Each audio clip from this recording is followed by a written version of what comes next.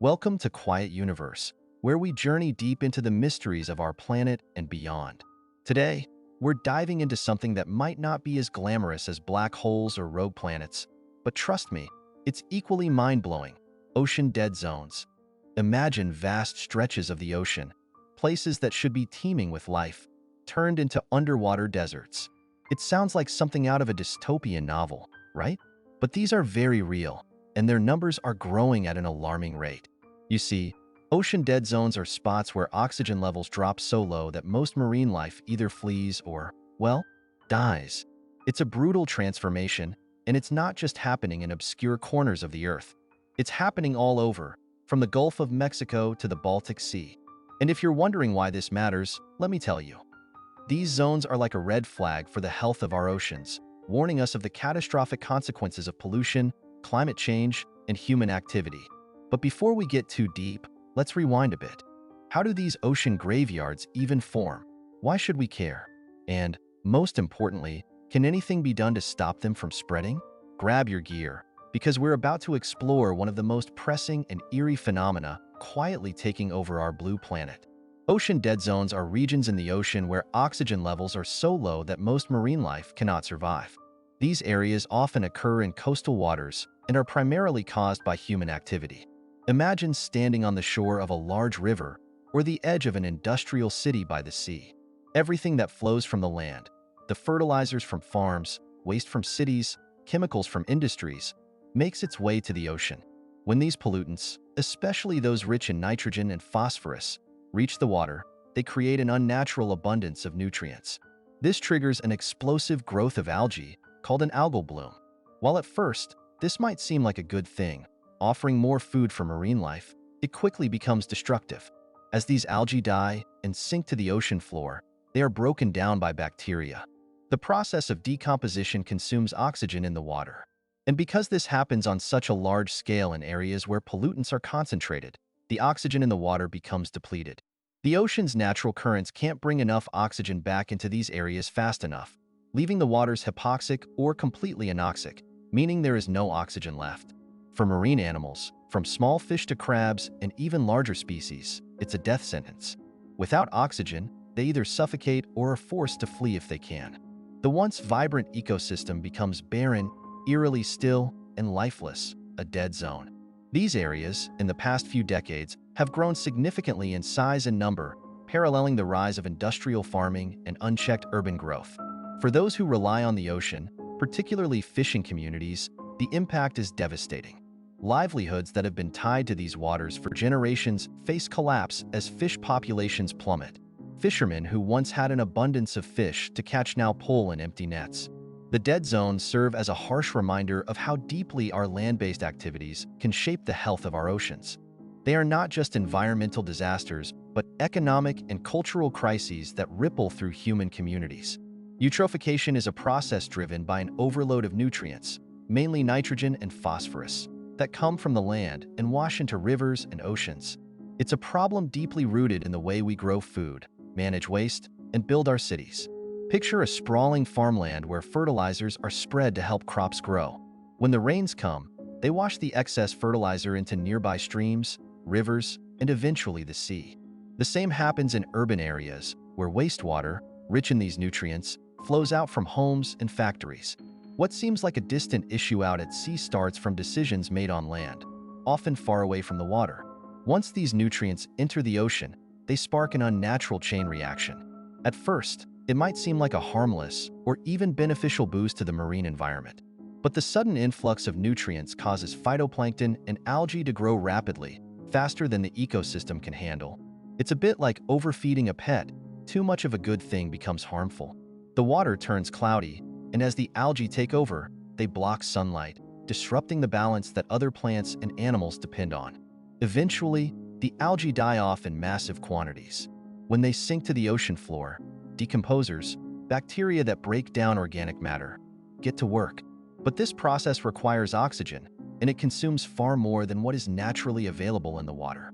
The oxygen levels plummet, leaving behind an environment where most marine life can no longer breathe. The water becomes lifeless, choked of its vitality, and what's left is an oxygen-deprived dead zone. For people living along the coasts, eutrophication can feel like watching the slow suffocation of an ocean they once depended on.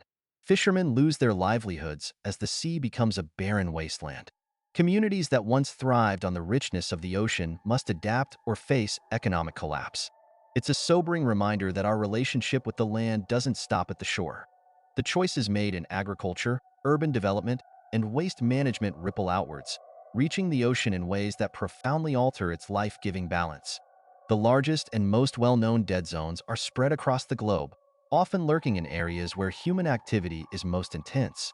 In the United States, one of the most notorious is in the Gulf of Mexico. Each year, this dead zone swells to thousands of square miles, fed by nutrient runoff from the Mississippi River, which drains vast agricultural lands stretching from the Midwest to the Gulf. Farmers use fertilizers to maximize crop yields, but much of this excess washes away, carried by rain into tributaries, eventually flowing into the Gulf. For communities along the Gulf Coast, whose economies rely on fishing and tourism, the expansion of this dead zone is a grim reality, one they can measure by how few fish they now pull from waters that were once thriving. Across the Atlantic, another massive dead zone forms in the Baltic Sea, bordered by countries like Sweden, Denmark, and Poland. This region suffers from heavy agricultural and industrial activity, with rivers like the Oder and Vistula funneling pollution into its waters. For generations, the people around the Baltic have depended on the sea for fish and trade, but the creeping spread of oxygen-deprived waters has decimated fish stocks, leaving the local fishing industries struggling to survive. Off the western coast of Africa, a less publicized yet significant dead zone has developed in the Benguela Current. Rich in nutrients due to natural upwelling, this area was once a prime fishing ground.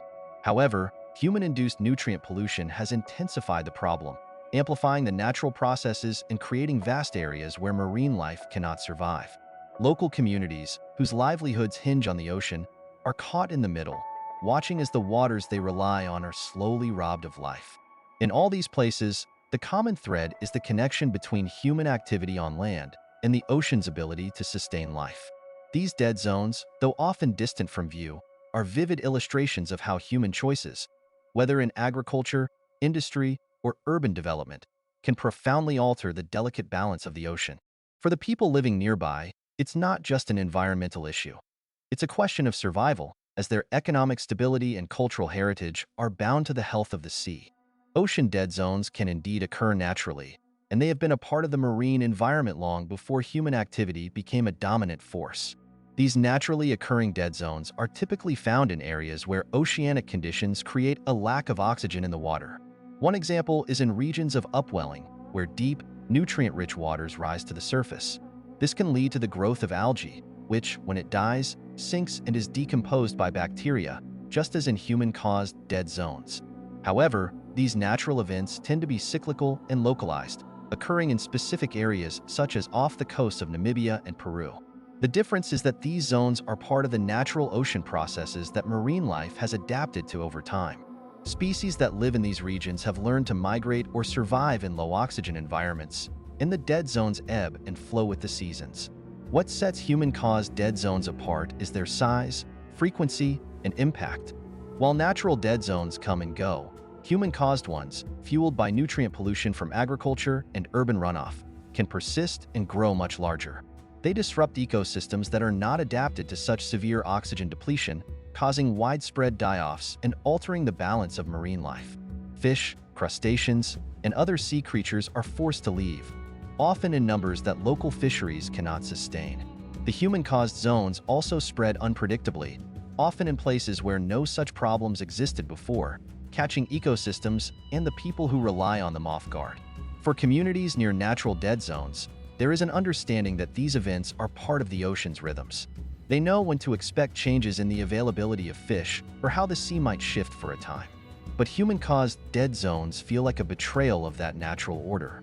They are not a temporary inconvenience, but a growing threat that challenges traditional ways of life. The difference lies in the fact that natural dead zones are an ancient and manageable part of marine ecosystems, while those caused by human activity represent a deeper imbalance, one that is harder to predict, harder to adapt to, and much harder to reverse. When ocean dead zones take hold, the effects on marine ecosystems are profound and often irreversible. In these low-oxygen waters, life as we know it simply cannot survive. Fish, shellfish, and other marine organisms, deprived of the oxygen they need, either flee to other areas or die off in large numbers. The immediate result is the collapse of local ecosystems that were once thriving. These ecosystems, which may have taken hundreds or thousands of years to develop, can unravel quickly as species vanish or are forced to relocate. Biodiversity, which is the richness of life in an ecosystem, suffers enormously. As the dead zone grows, the most sensitive species are the first to disappear, often including those that play critical roles in maintaining the health of the environment. Predators, scavengers, and keystone species all face the same fate when oxygen levels drop. What's left behind is often a barren landscape on the ocean floor, with only a handful of species able to survive in such harsh conditions. Typically those that can tolerate low oxygen environments, like jellyfish or certain bacteria. This sharp decline in biodiversity weakens the resilience of the entire ecosystem. It no longer has the complex web of life that helps it recover from environmental shocks like storms or temperature changes. For humans, the impact is felt beyond the scientific understanding of biodiversity loss. Fishermen, who have depended on the diversity of fish and shellfish for generations, are faced with empty nets and shrinking livelihoods. Communities that have a deep cultural connection to the sea find themselves watching as once plentiful waters become deserted. The loss of species isn't just about numbers. It's about the unraveling of an intricate, living network that affects food chains, nutrient cycling, and even the ability of the ocean to absorb carbon dioxide. The longer a dead zone persists, the harder it becomes for the ecosystem to bounce back. Species that have been lost may never return, and the ecosystem can shift in unpredictable ways. In many cases, invasive species, like certain types of jellyfish, move into the space left behind by fish and other marine animals, further destabilizing the region. What was once a balanced and diverse marine environment becomes distorted, less productive, and less capable of supporting the life it once did. For those who have long relied on these ecosystems, it's not just an environmental crisis but a personal loss, as entire ways of life are threatened by the decline of the ocean's biodiversity. Dead zones have a devastating impact on commercial fishing industries and the local economies that depend on them. When these oxygen-depleted areas expand, they force fish, shrimp, and other marine species to flee or die. Fishermen who have spent their lives working in these waters begin to notice their catches dwindle. The fish that once filled their nets are no longer there. It becomes harder and harder to sustain a living as the sea, which has always provided, becomes barren. For communities built around the rhythms of fishing, this decline hits deeply, not just financially but emotionally. It's not just a job. It's a way of life that's slowly slipping away. The economic effects ripple outward. As fish populations plummet, so do the revenues of local fishing fleets. They have to venture farther out to sea, using more fuel and spending more time away from shore to find the fish that used to be abundant nearby. This raises costs for them, but the prices they can charge for their catch don't keep pace. They face slimmer profits or losses altogether. Some are forced to abandon fishing entirely, looking for other work in industries that may not offer the same stability or connection to the sea. Local economies, especially those in small coastal towns, are hit hard. When the fishing industry struggles, it's not just the fishermen who suffer. The businesses that support them, boat repair shops, suppliers of fishing gear, local markets, also feel the strain.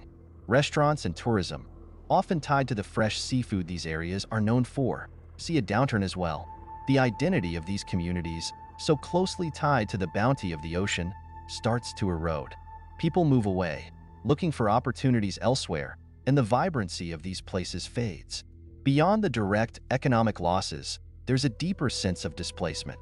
Generations of families that have relied on fishing as their livelihood watch as their traditions are upended by forces beyond their control. For many, it's not just about the loss of income but the loss of a connection to the sea that has defined their lives. Dead zones, driven by pollution and human activities far removed from these coastal areas, create an imbalance that pulls at the fabric of these communities. What was once a reliable source of life and prosperity becomes a symbol of loss and uncertainty, threatening the very survival of these fishing-dependent economies. Climate change plays a significant role in the expansion of ocean dead zones, adding another layer of complexity to a problem already fueled by pollution. As the planet warms, ocean temperatures are rising, and warmer water holds less oxygen. This means that even without nutrient pollution, the baseline oxygen levels in the oceans are dropping. For marine life, this is like slowly tightening a noose around their survival. As surface waters heat up, they become less dense, creating a barrier between the warmer upper layers and the cooler, oxygen-rich waters below. This stratification makes it harder for oxygen to mix into the deeper ocean, which exacerbates the conditions that lead to dead zones. At the same time, climate change is altering weather patterns. In some regions, it's leading to more intense and frequent storms, while in others, droughts are becoming more common. Both extremes feed into the problem. Heavy rains wash more nutrients, like fertilizers, from the land into rivers and eventually the ocean. These nutrients fuel the algal blooms that contribute to dead zones. On the flip side, droughts reduce freshwater flow into oceans, leading to higher concentrations of pollutants in coastal areas, which can worsen hypoxia. For people who live by and depend on the sea, these changes feel like an assault on the familiar rhythms they've always known. Fishermen might find the waters they once relied on are no longer predictable. The seasons, tides, and fish migrations they've long understood are shifting. And with dead zones expanding, it's not just a question of less oxygen. It's also about waters becoming more inhospitable, less capable of supporting the diversity of life that once thrived there. As climate change accelerates, there's a fear that dead zones could become more frequent and harder to reverse. With warmer temperatures driving faster oxygen loss and extreme weather events pushing more nutrients into the sea, the balance in marine ecosystems continues to tip. The communities on the coast watch as their waters change, not just through their own actions, but through a global phenomenon they have little control over, and yet they are left to deal with the consequences. Climate change doesn't just make existing dead zones worse. It helps create new ones, threatening both the ecosystems in the ocean and the human lives intertwined with them. Regions most at risk of developing new dead zones are often those where rapid industrialization, agriculture, and population growth are converging with vulnerable coastal ecosystems. Southeast Asia, for example, is facing a growing threat. Countries like China, Vietnam, and Thailand have seen tremendous agricultural expansion to feed their large populations. Fertilizers and other pollutants from these farms, along with waste from densely packed cities, are increasingly running into rivers and ultimately into the sea. The coastlines here are rich with marine life and have historically supported millions of people, but as pollution increases, so does the danger of oxygen-depleted waters. The fishermen who once relied on these areas for their daily catch could soon find themselves facing the same empty nets seen in the Gulf of Mexico or the Baltic Sea. West Africa is another region where dead zones may become more common. The coastal waters off nations like Nigeria and Ghana are vital for local economies, with fishing being a primary livelihood. However, agricultural runoff, urban pollution, and growing industries are beginning to take a toll. The region also experiences natural upwelling, which can already reduce oxygen levels in the water, but the added pressure from human activity is pushing the ecosystem closer to collapse. For local communities, this threat feels like a slow, creeping loss. They see the waters they've fished for generations gradually becoming less productive, without fully understanding the forces at play beneath the surface. South America, particularly areas along the coasts of Brazil and Argentina, is also at risk. As these countries continue to expand agriculture, especially soybean and cattle farming, nutrient runoff into rivers is increasing. When these nutrients reach the Atlantic, the conditions for new dead zones become more likely. Local fishing industries, which have long been a source of economic stability, could be severely impacted. People living in these areas are already dealing with the consequences of deforestation and habitat destruction on land, and the degradation of the ocean feels like yet another encroachment on their way of life. Lastly, the Indian Ocean, especially the Bay of Bengal, is emerging as a potential hotspot for dead zones. Here, massive river systems like the Ganges and Brahmaputra carry enormous loads of pollution from one of the most densely populated regions on Earth. The people of coastal India and Bangladesh are intimately connected to the sea, depending on it not only for food but for protection against the elements. But as agricultural runoff increases and climate change continues to warm the waters, the risk of dead zones forming grows. The impact on these coastal communities, already vulnerable to climate change and rising sea levels, would be devastating. It's a future that feels uncomfortably close for those watching the slow degradation of the waters they've always trusted. The common thread in all these regions is that the people living there are often the least responsible for the global forces driving dead zones, Yet they are the ones who will bear the brunt of the consequences. They are often caught between the demands of feeding a growing world and the preservation of their local ecosystems, finding themselves on the front lines of a battle that is, in many ways, out of their hands. The long-term consequences of repeated hypoxic events in the same region are profound and far-reaching, affecting both the environment and the people who depend on it. When a region experiences recurring low-oxygen conditions, marine ecosystems struggle to recover. With each event, more marine life is driven away or killed off, and the biodiversity that once made the area rich and resilient starts to wither. Coral reefs, fish populations, and other marine organisms find it increasingly difficult to re-establish themselves, leaving behind a stripped-down ecosystem that lacks the variety and complexity it once had.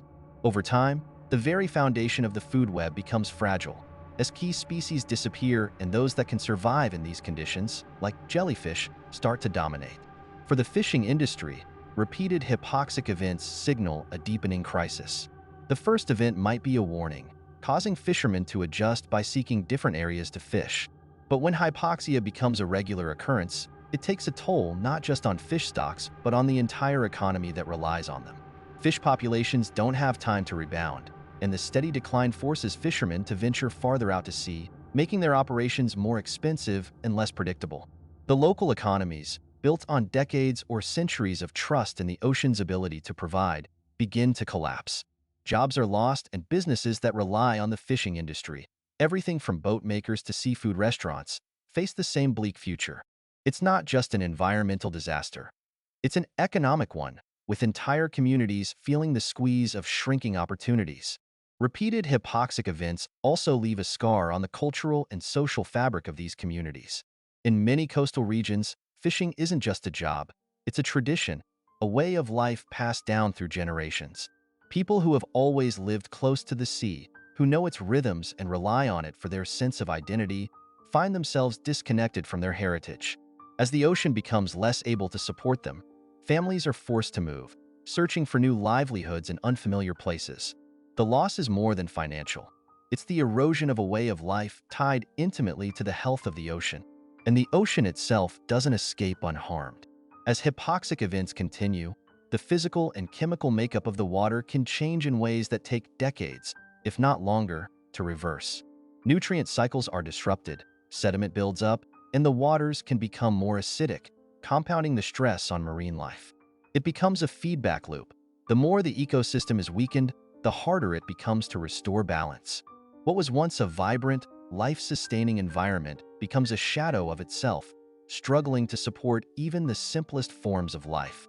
For those living along these shores, the repeated blows from hypoxia feel like a slow unraveling of a relationship with the ocean that has sustained them for as long as they can remember. Efforts to reduce nutrient pollution and prevent the formation of dead zones are being undertaken across multiple fronts, often driven by a sense of urgency from the communities that are feeling the effects most. One of the primary strategies is to tackle the problem at its source: the overuse of fertilizers in agriculture. Farmers, especially in areas near rivers that flow into oceans, are being encouraged to adopt more sustainable practices. Precision farming is gaining traction, where farmers use only the exact amount of fertilizer needed, minimizing runoff. Cover crops are also being introduced during off-seasons to prevent soil erosion and absorb excess nutrients that would otherwise wash into waterways. These methods are meant to strike a balance between growing enough food and protecting the surrounding environment, but change can be slow, especially in regions where agriculture is a lifeline. At the same time, there's a push to improve wastewater management in urban areas. Cities with aging infrastructure or inadequate sewage systems often release untreated or partially treated wastewater into rivers and oceans, adding to nutrient pollution. Governments are investing in upgrading these systems, installing treatment plants that remove more nitrogen and phosphorus before the water is released back into the environment. In some areas, green infrastructure, like wetlands and buffer zones, is being used to naturally filter runoff before it reaches the sea. These green spaces act as barriers, slowing down the flow of water and allowing plants to absorb some of the excess nutrients, offering a simple yet effective way to combat pollution. On a broader scale, international agreements and regulations are being put in place to address the issue. In Europe, the Baltic Sea countries have signed agreements to limit nutrient inputs into their shared waters, aiming to protect the vulnerable ecosystem there. In the U.S., there are efforts to reduce the pollution flowing into the Gulf of Mexico, where one of the world's largest dead zones forms each year. These initiatives often require cooperation between various sectors, agriculture, industry, and local governments, because the problem is too large for any one group to solve alone.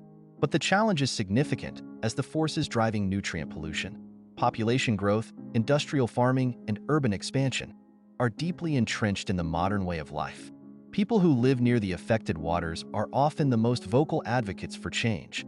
Fishermen, who see their livelihoods at risk, and coastal communities, who depend on a healthy marine environment, are pushing for stricter regulations and better enforcement.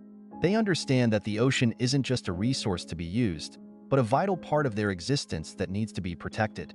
These local voices, often backed by environmental organizations, are crucial in raising awareness and pressuring governments to act. In the end, these strategies are about restoring balance between land and sea, between human activity and nature.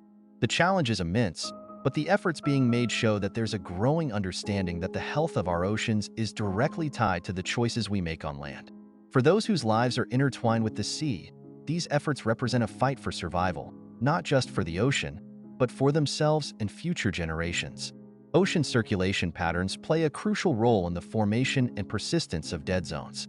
These are areas in the ocean where oxygen levels become so depleted that most marine life cannot survive. One of the key elements influencing dead zones is the way water moves and mixes through different layers in the ocean, controlled by currents, winds, and temperature differences. When ocean circulation is sluggish or disrupted, it can prevent oxygen-rich surface waters from mixing with deeper waters. This creates pockets where oxygen doesn't replenish, setting the stage for a dead zone to form. Human activities exacerbate this natural process. Fertilizer runoff from agricultural lands, sewage discharge, and industrial pollution enter the ocean, particularly in coastal regions. These pollutants are rich in nutrients like nitrogen and phosphorus, which spur the growth of algae in a process known as eutrophication. While algae blooms might seem harmless, when they die and decompose, bacteria break them down, consuming large amounts of oxygen in the process. Without ocean circulation to redistribute oxygen, this leads to a sharp drop in oxygen levels, suffocating marine life. The human impact doesn't stop there. Climate change, driven by human-induced greenhouse gas emissions, is altering ocean circulation patterns. As global temperatures rise, ocean stratification becomes more pronounced, with warmer, less dense surface waters sitting on top of colder, denser waters. This makes it even harder for oxygen to travel from the surface to deeper waters, further contributing to dead zones. Fisheries and coastal communities, often reliant on the ocean's rich biodiversity, feel the effects too. With the expansion of dead zones, fish and other marine species that sustain these economies either die off or are forced to migrate, leading to reduced catches. This can devastate livelihoods and food supplies, particularly for communities already vulnerable to the changing climate. In this way, the interplay between natural ocean circulation and human activity sets in motion a cycle that can rapidly accelerate the creation of these lifeless stretches of water. Oxygen depletion in water, often called hypoxia, severely disrupts fish populations and the intricate web of marine life. When oxygen levels drop, fish and other aerobic organisms struggle to breathe, and those that cannot escape to more oxygen-rich areas often suffocate.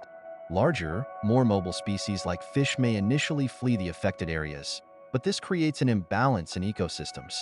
Predators and prey are displaced, and the balance that sustains the marine food web collapses as certain species are pushed into unfamiliar habitats where competition and survival become more challenging. This oxygen-starved environment doesn't just harm fish. It ripples through the entire food web. Fish that are keystone species, supporting both predators above them and feeding on organisms below them, either die off or leave. Their absence leaves a gap that distorts the entire system, with predators losing their main food source and smaller species often left unchecked.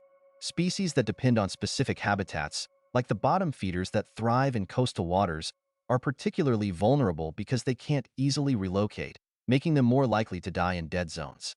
This further depletes the diversity and structure of the ecosystem.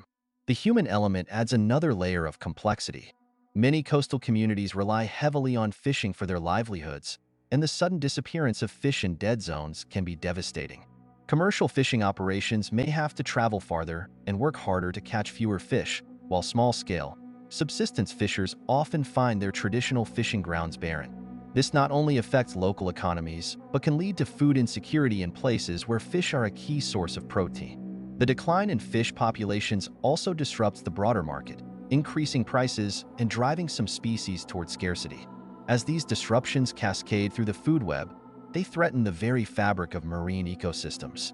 Once the delicate balance is disturbed, recovery can be slow or, in some cases, impossible without intervention. In this way, oxygen depletion is more than just a biological phenomenon. It connects directly to human activity, food systems, and the broader environmental stability that communities depend on. Technological innovations have become crucial in the fight to monitor and reduce the impact of ocean dead zones. One significant advancement is the use of autonomous underwater vehicles, AUVs, and remote sensing tools that can continuously monitor oxygen levels, temperature, and nutrient concentrations in real time. These devices allow scientists to collect data from hard-to-reach areas of the ocean, tracking the size and movement of dead zones more accurately than ever before. The data gathered is essential not just for understanding the current extent of oxygen depletion, but also for predicting future changes and enabling quicker responses to worsening conditions. In addition to monitoring, there are efforts to use technology to actively mitigate the impact of dead zones. For instance, innovative methods like artificial oxygenation are being explored, where oxygen is pumped directly into hypoxic areas to help restore balance. Although this is still in experimental stages and only practical on a local scale, it represents a growing recognition that technology might have to play a hands-on role in reversing some of the damage done. More advanced methods, such as utilizing algae or seaweed farming, are also being tested. By strategically planting these organisms in coastal areas, they can naturally absorb excess nutrients that contribute to eutrophication, reducing the likelihood of massive algae blooms that deplete oxygen. The human connection to these technologies is essential. Fishermen and coastal communities, whose lives depend on healthy marine ecosystems, are beginning to integrate tech solutions into their practices. Using mobile apps and platforms that sync with monitoring technologies, they can access real-time data about the health of nearby waters, helping them make informed decisions on where and when to fish. This collaborative use of technology between scientists, government agencies, and local populations represents a shift towards more sustainable practices, where technology is not only a tool for environmental protection but also a means of preserving livelihoods. Moreover, big data and machine learning are being used to analyze trends from years of collected ocean data, helping to refine models that predict the occurrence of dead zones. These predictions help policymakers and industries take proactive steps, such as regulating fertilizer runoff or improving wastewater management. The human role here is central. Without cooperation between governments, industries, and individuals, even the best technologies can only go so far. It's clear that while technological solutions provide tools for monitoring and mitigation, they need to be embedded in a larger framework of action that involves everyone from scientists to coastal residents, creating a shared responsibility in addressing the challenges posed by dead zones. Policies and regulations aimed at reducing nutrient runoff into oceans are critical in the fight against ocean dead zones, as nutrient pollution from agricultural fertilizers, wastewater, and industrial discharge is a key driver of hypoxia. In many countries, governments have introduced stricter controls on agricultural practices to limit the amount of nitrogen and phosphorus that enters waterways. For example, regulations often require farmers to implement nutrient management plans, ensuring that fertilizers are applied in a more controlled and efficient manner. These policies encourage the use of precision agriculture technologies, where fertilizers are only applied where and when they are needed, reducing the risk of excess nutrients being washed into rivers and, eventually, into the ocean.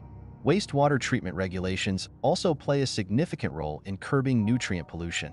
Many nations have upgraded their wastewater treatment plants to include advanced processes that remove a higher percentage of nitrogen and phosphorus before the water is discharged into rivers or coastal waters. Policies like the Clean Water Act in the United States or the Water Framework Directive in Europe have set clear standards for water quality, targeting reductions in nutrient pollution as part of broader efforts to protect marine ecosystems. These regulations often come with financial incentives or subsidies for municipalities to upgrade their facilities, which has a direct impact on reducing the nutrient loads entering the ocean. There is also increasing pressure on industries to adopt better waste management practices. Industrial runoff, particularly from factories located near coastlines, can contribute significantly to nutrient pollution. Regulations now often require stricter monitoring and treatment of industrial discharge, and in some cases, industries are required to implement green infrastructure solutions, such as wetlands or buffer zones, which naturally filter out pollutants before they reach larger bodies of water. Human involvement in these policies extends beyond compliance. It includes participation in the decision-making process. Farmers, industrial leaders, and local communities are often brought into discussions about how best to meet these regulatory standards.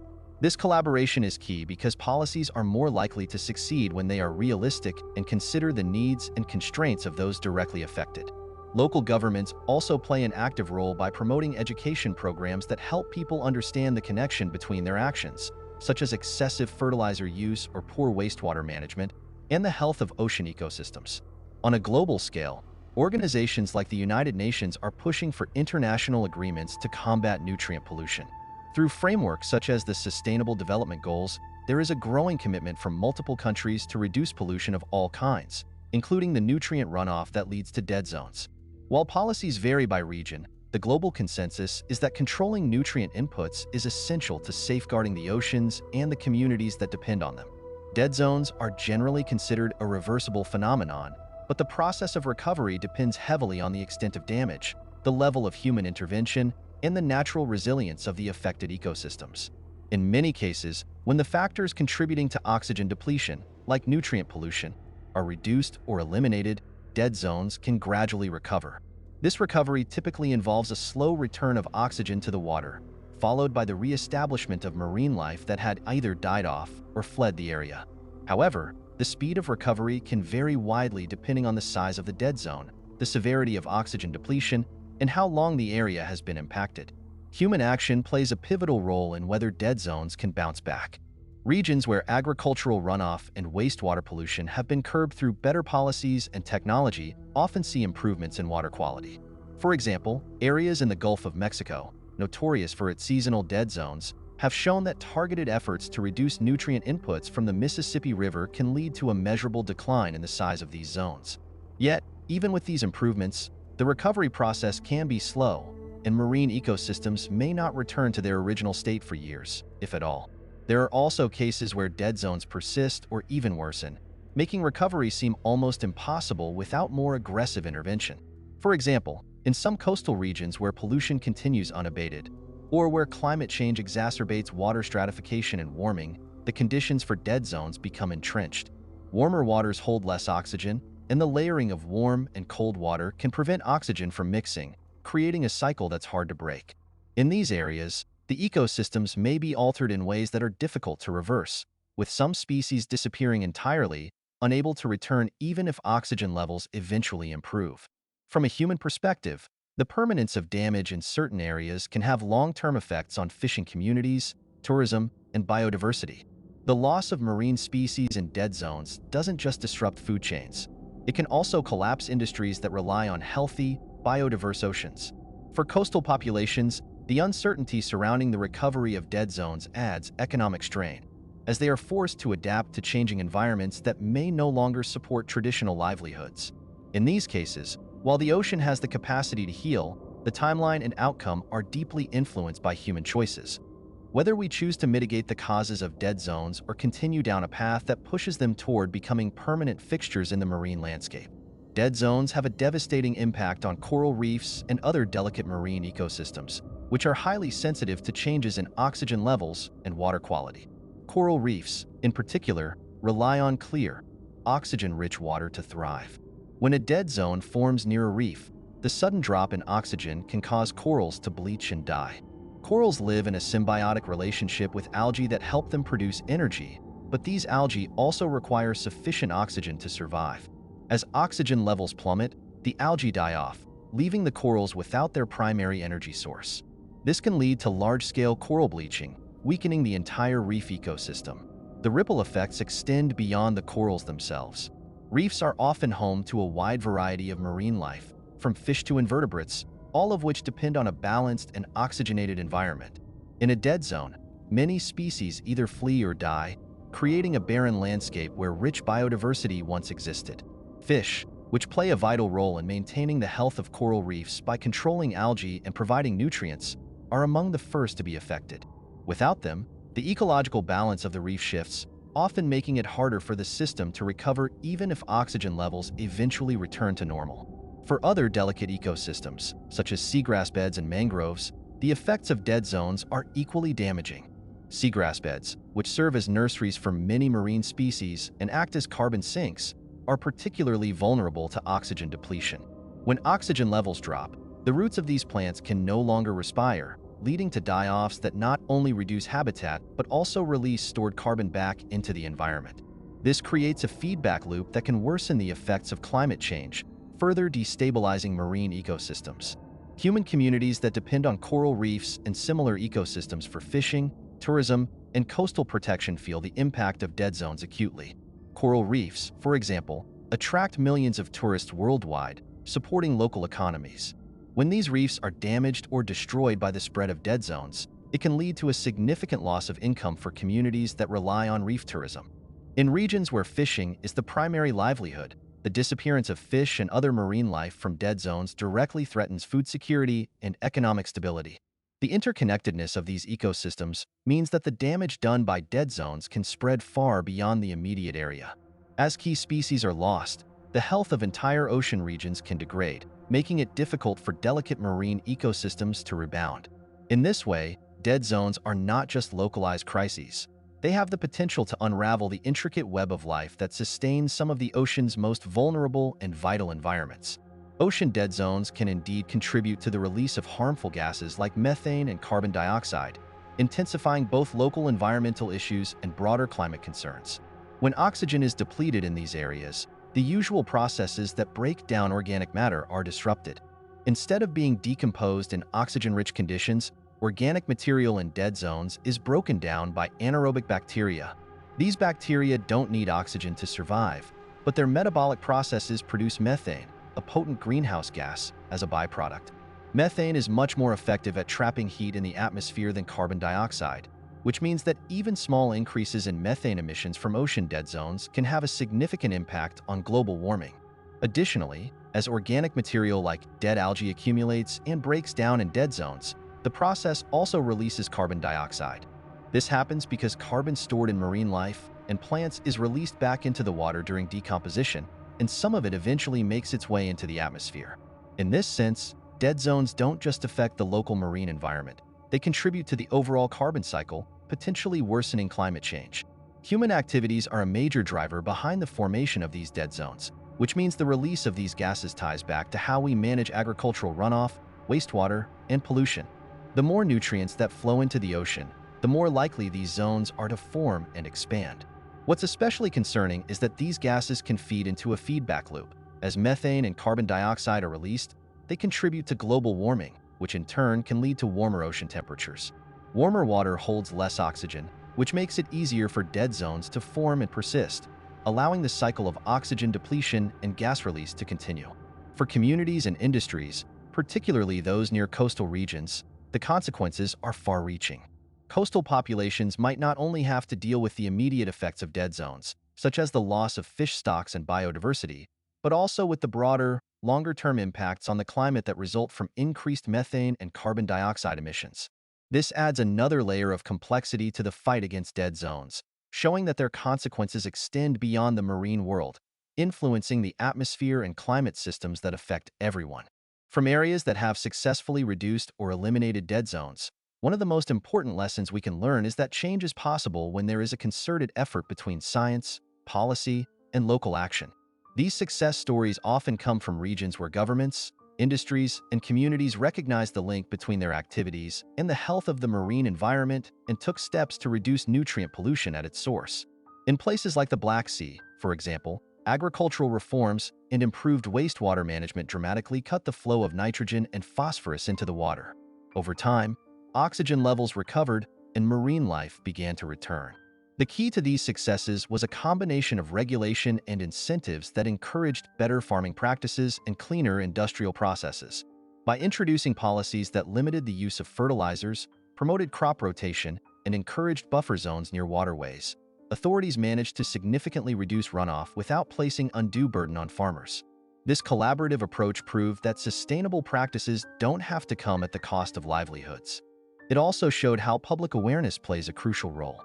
In many cases, education campaigns helped local communities understand the long-term benefits of reducing pollution, fostering a sense of shared responsibility. Another lesson is that constant monitoring and adaptive management are critical to keeping dead zones at bay. In regions like the Chesapeake Bay in the United States, the restoration process has involved continuous water quality monitoring, allowing scientists to track progress and adjust strategies in real time. This ability to respond quickly to new data has been instrumental in keeping the dead zone from expanding again, proving that this is not a one-and-done process but a long-term commitment to sustainability. Human resilience and cooperation are at the heart of these lessons. When industries, local populations, and governments work together, tangible improvements in ocean health can be achieved. These successes also highlight the importance of international cooperation, as dead zones don't respect borders. In transboundary waters like the Baltic Sea, neighboring countries have had to work closely to reduce pollution inputs, sharing both the challenges and the successes.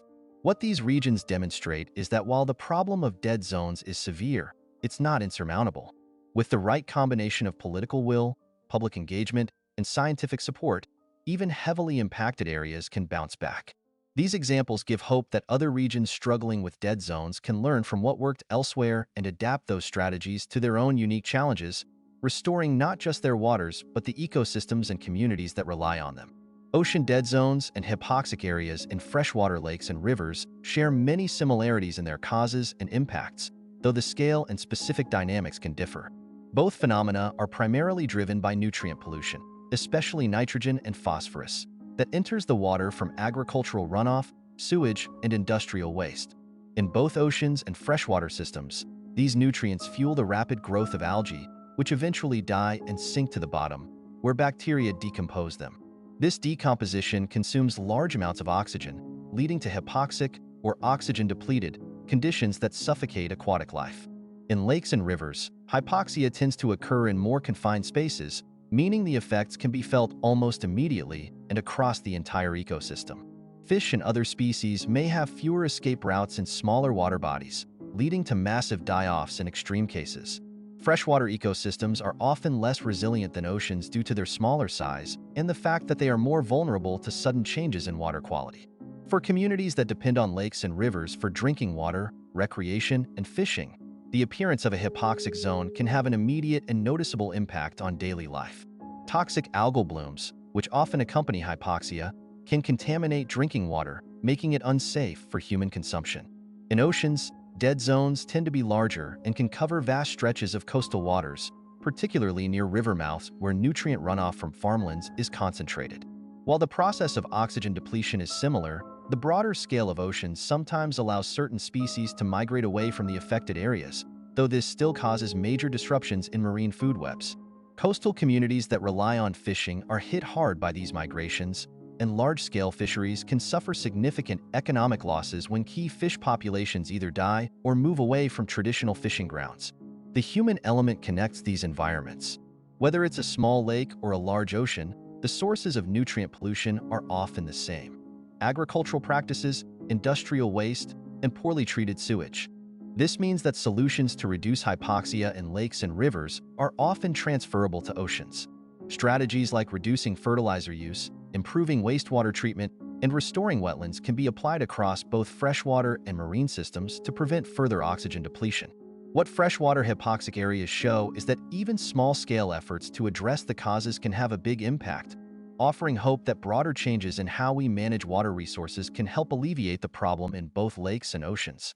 Ultimately, while ocean dead zones and freshwater hypoxic areas may differ in size and scale, they are part of the same broader challenge, one rooted in how humans interact with their environment. The lessons learned from addressing hypoxia in one type of ecosystem can often be applied to the other, reinforcing the need for integrated approaches that tackle the issue at its source. The rapid expansion of dead zones globally is a stark reminder of how deeply human activities are altering the ocean's balance.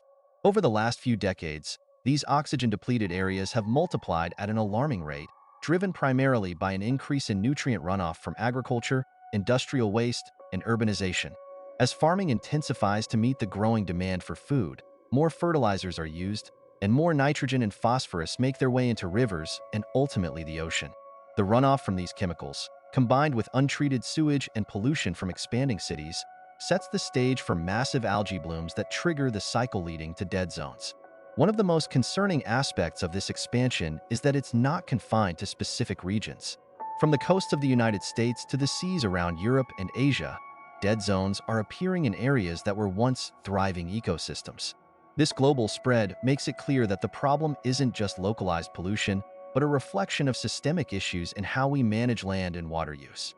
Coastal communities in developing countries, where regulations may be less stringent and resources for pollution control more limited, often bear the brunt of this environmental damage. Their livelihoods, particularly in fishing and tourism, are jeopardized by the disappearance of marine life as fish, shellfish, and other species flee or perish in these low-oxygen waters. Warming ocean temperatures, driven by climate change, only exacerbate the problem. Warmer water holds less oxygen, making it easier for dead zones to form and harder for them to recover. This combination of pollution and climate change is a dangerous feedback loop. As dead zones expand, they release more methane and carbon dioxide, greenhouse gases that further accelerate global warming, which in turn makes the oceans even more susceptible to hypoxia. It's a vicious cycle that threatens both marine ecosystems and the communities that depend on them. For many people, the rapid spread of dead zones feels distant, a problem happening beneath the surface of the ocean. But the consequences are creeping closer to shore, affecting the food supply, altering weather patterns, and damaging economies. While some countries are beginning to implement stricter regulations on nutrient pollution, the global scale of the problem requires a coordinated response. Without serious efforts to reduce emissions, manage agricultural practices, and improve wastewater treatment on a broad scale, the dead zones will continue to spread, further disrupting the fragile balance of life in the oceans and the livelihoods tied to them. As these zones proliferate, it becomes increasingly clear that the health of the ocean is intimately connected to human activity on land. Every choice we make, whether in farming, industry, or how we handle waste, has the potential to either slow or accelerate the growth of these oxygen-depleted areas. The rapid expansion of dead zones is a global issue, one that demands collective action if we hope to reverse the damage and restore the ocean's ability to sustain life. Imagine being in a small town where life depends on the river that flows beside it. The river is the heartbeat of the community, bringing fish to catch, fresh water to drink, and a means to irrigate crops. Now, imagine that one day the river loses its life. Fish no longer swim through it, plants along the banks wither, and the water takes on a dull, lifeless hue. This is what a dead zone is like, but on a massive scale, out in the ocean. It's as if the water itself has gone flat, unable to breathe, and everything living in it starts to suffocate. Dead zones in the ocean can grow to the size of small countries, stretching across thousands of square kilometers. Picture a space that's as large as a place like Lebanon or Jamaica, but instead of lively forests, bustling cities, or endless fields, it's a vast underwater wasteland. Oxygen levels plummet so low that most marine life can't survive, creating a desert of water where once there was a thriving ecosystem. Fish and other creatures flee if they can, but those that are trapped struggle to survive, often suffocating in the deoxygenated water. It's like a ghost town, where you might see the shadows of what used to be coral reefs once teeming with life, or schools of fish that used to dart through the water, now eerily still. These zones don't form overnight. They are the result of the buildup of nutrients, often from fertilizers that wash off faraway fields into rivers, and then down into the ocean. The fertilizers cause massive algal blooms, turning the water thick and green.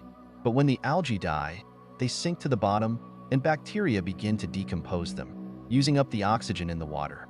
It's a process that transforms a part of the ocean from a thriving metropolis into an empty, desolate stretch of water, where life as we know it simply can't hold on. Fishermen who once relied on these waters now find their nets empty, forced to sail further and further out, just hoping to find a spot where the ocean is still alive. And those who live along these coastal regions may wake up to a shore covered in dead fish, washed up with the tide, evidence of the suffocating sea just beyond the horizon. Dead zones have a quiet but profound impact. They're not like storms that crash through with fury.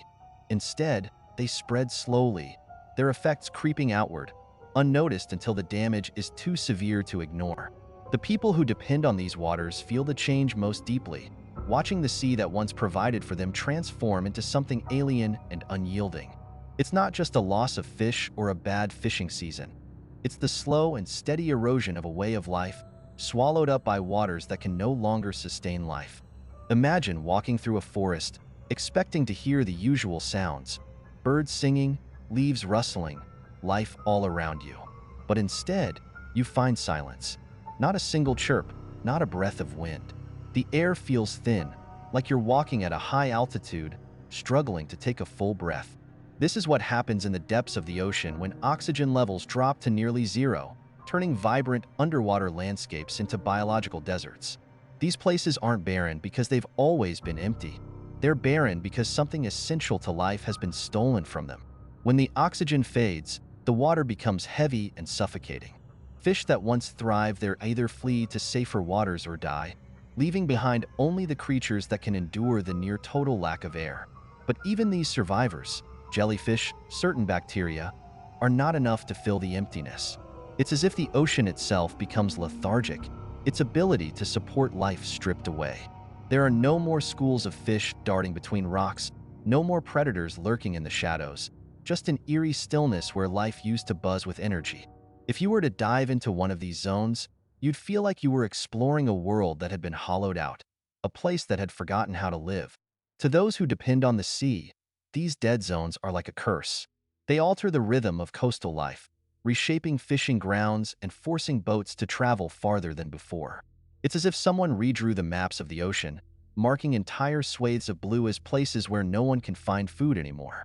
A fisherman might return after hours of searching, the hold of his boat nearly empty, wondering what has changed in waters that once teemed with fish. Communities that have looked to the sea for generations find themselves questioning whether they can still rely on it, as the water itself seems to betray them. These oxygen-starved waters don't just rob the ocean of life. They change the way people see the sea.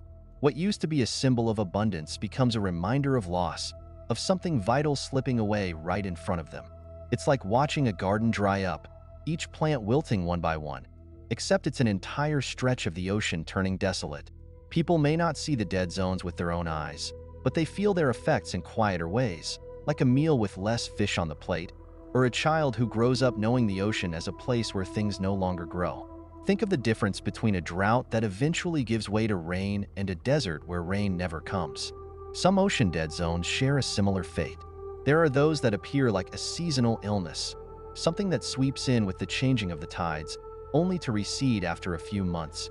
For the communities that depend on these waters, it's like waiting out a bad winter. The fish disappear, the water turns murky and heavy, but they hold on to the hope that, with time, things will go back to normal. And sometimes they do.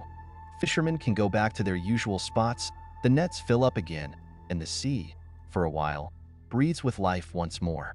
But then there are the places where the oxygen never returns, where the water stays empty year-round, as if a veil has permanently settled over it. These dead zones are like scars in the ocean, places where life has been scraped away and has no chance of coming back. For the people who live near these regions, it's not just a bad season they can wait out. It's a change they have to adjust to, knowing that the abundance they remember is never coming back. They have to move on, search for new waters, or even reconsider their entire way of life. It's not just the loss of a fishing spot. It's the realization that the ocean has changed in a way that feels irreversible.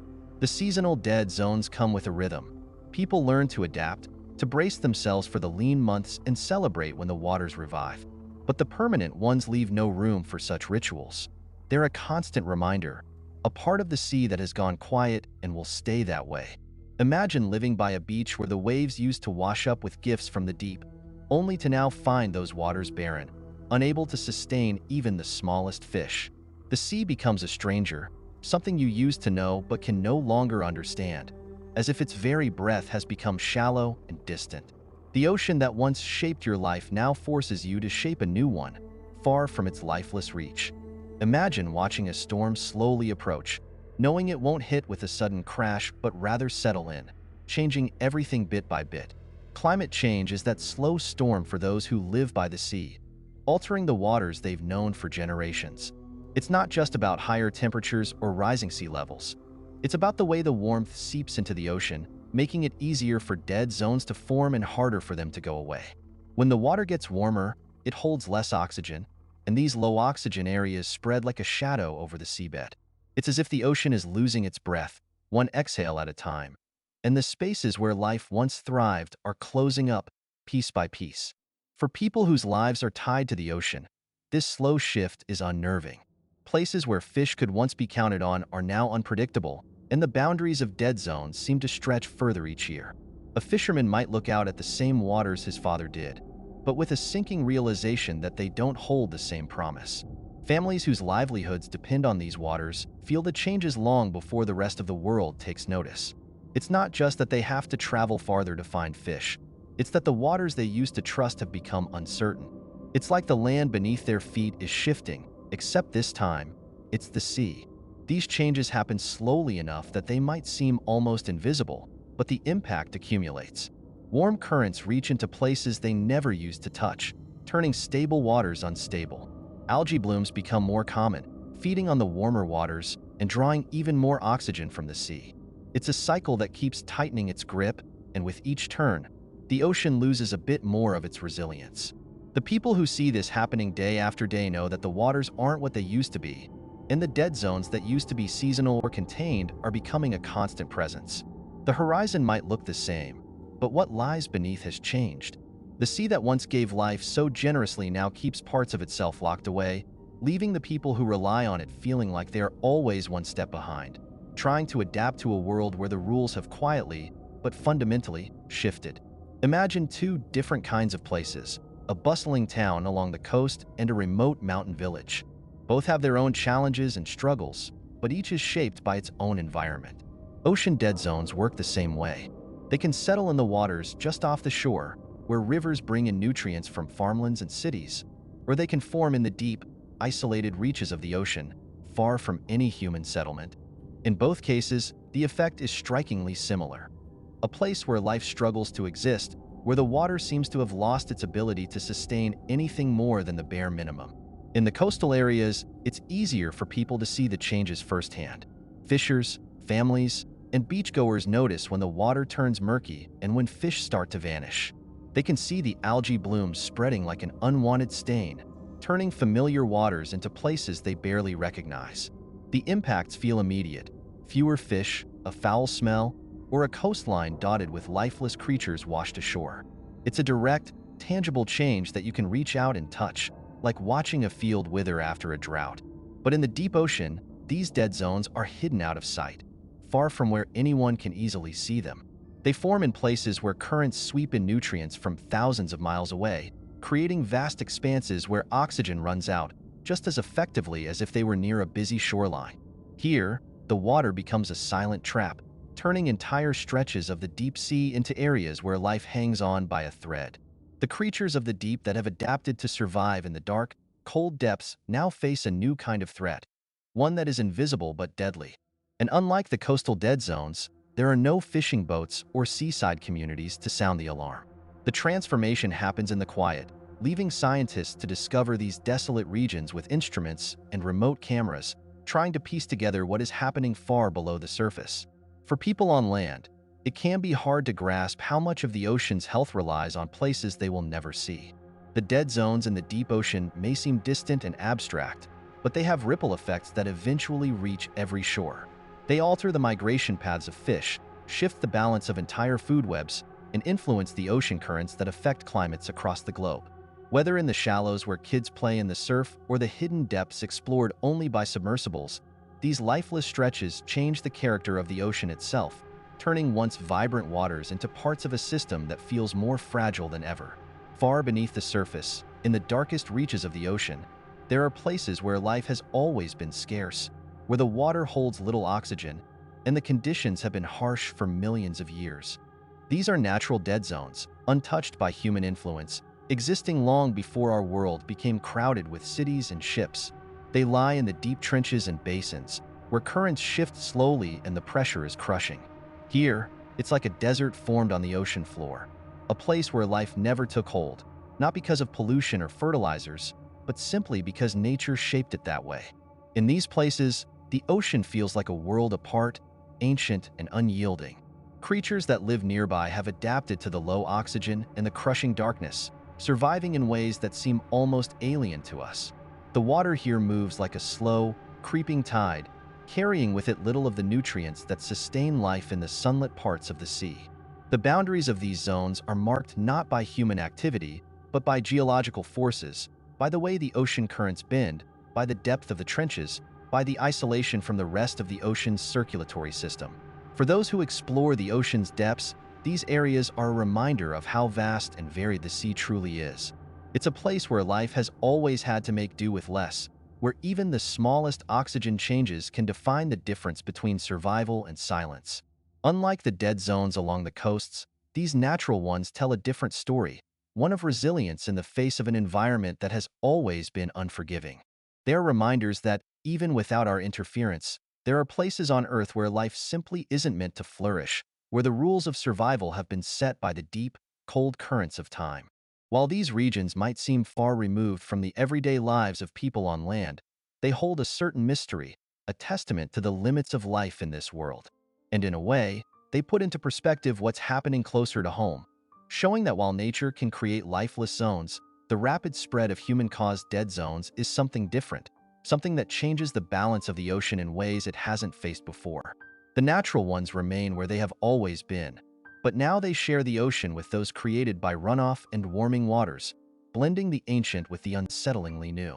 Imagine standing near a river, expecting the usual fresh scent of water and earth, but instead catching a whiff of something rotten, sharp, and chemical, stinging the air.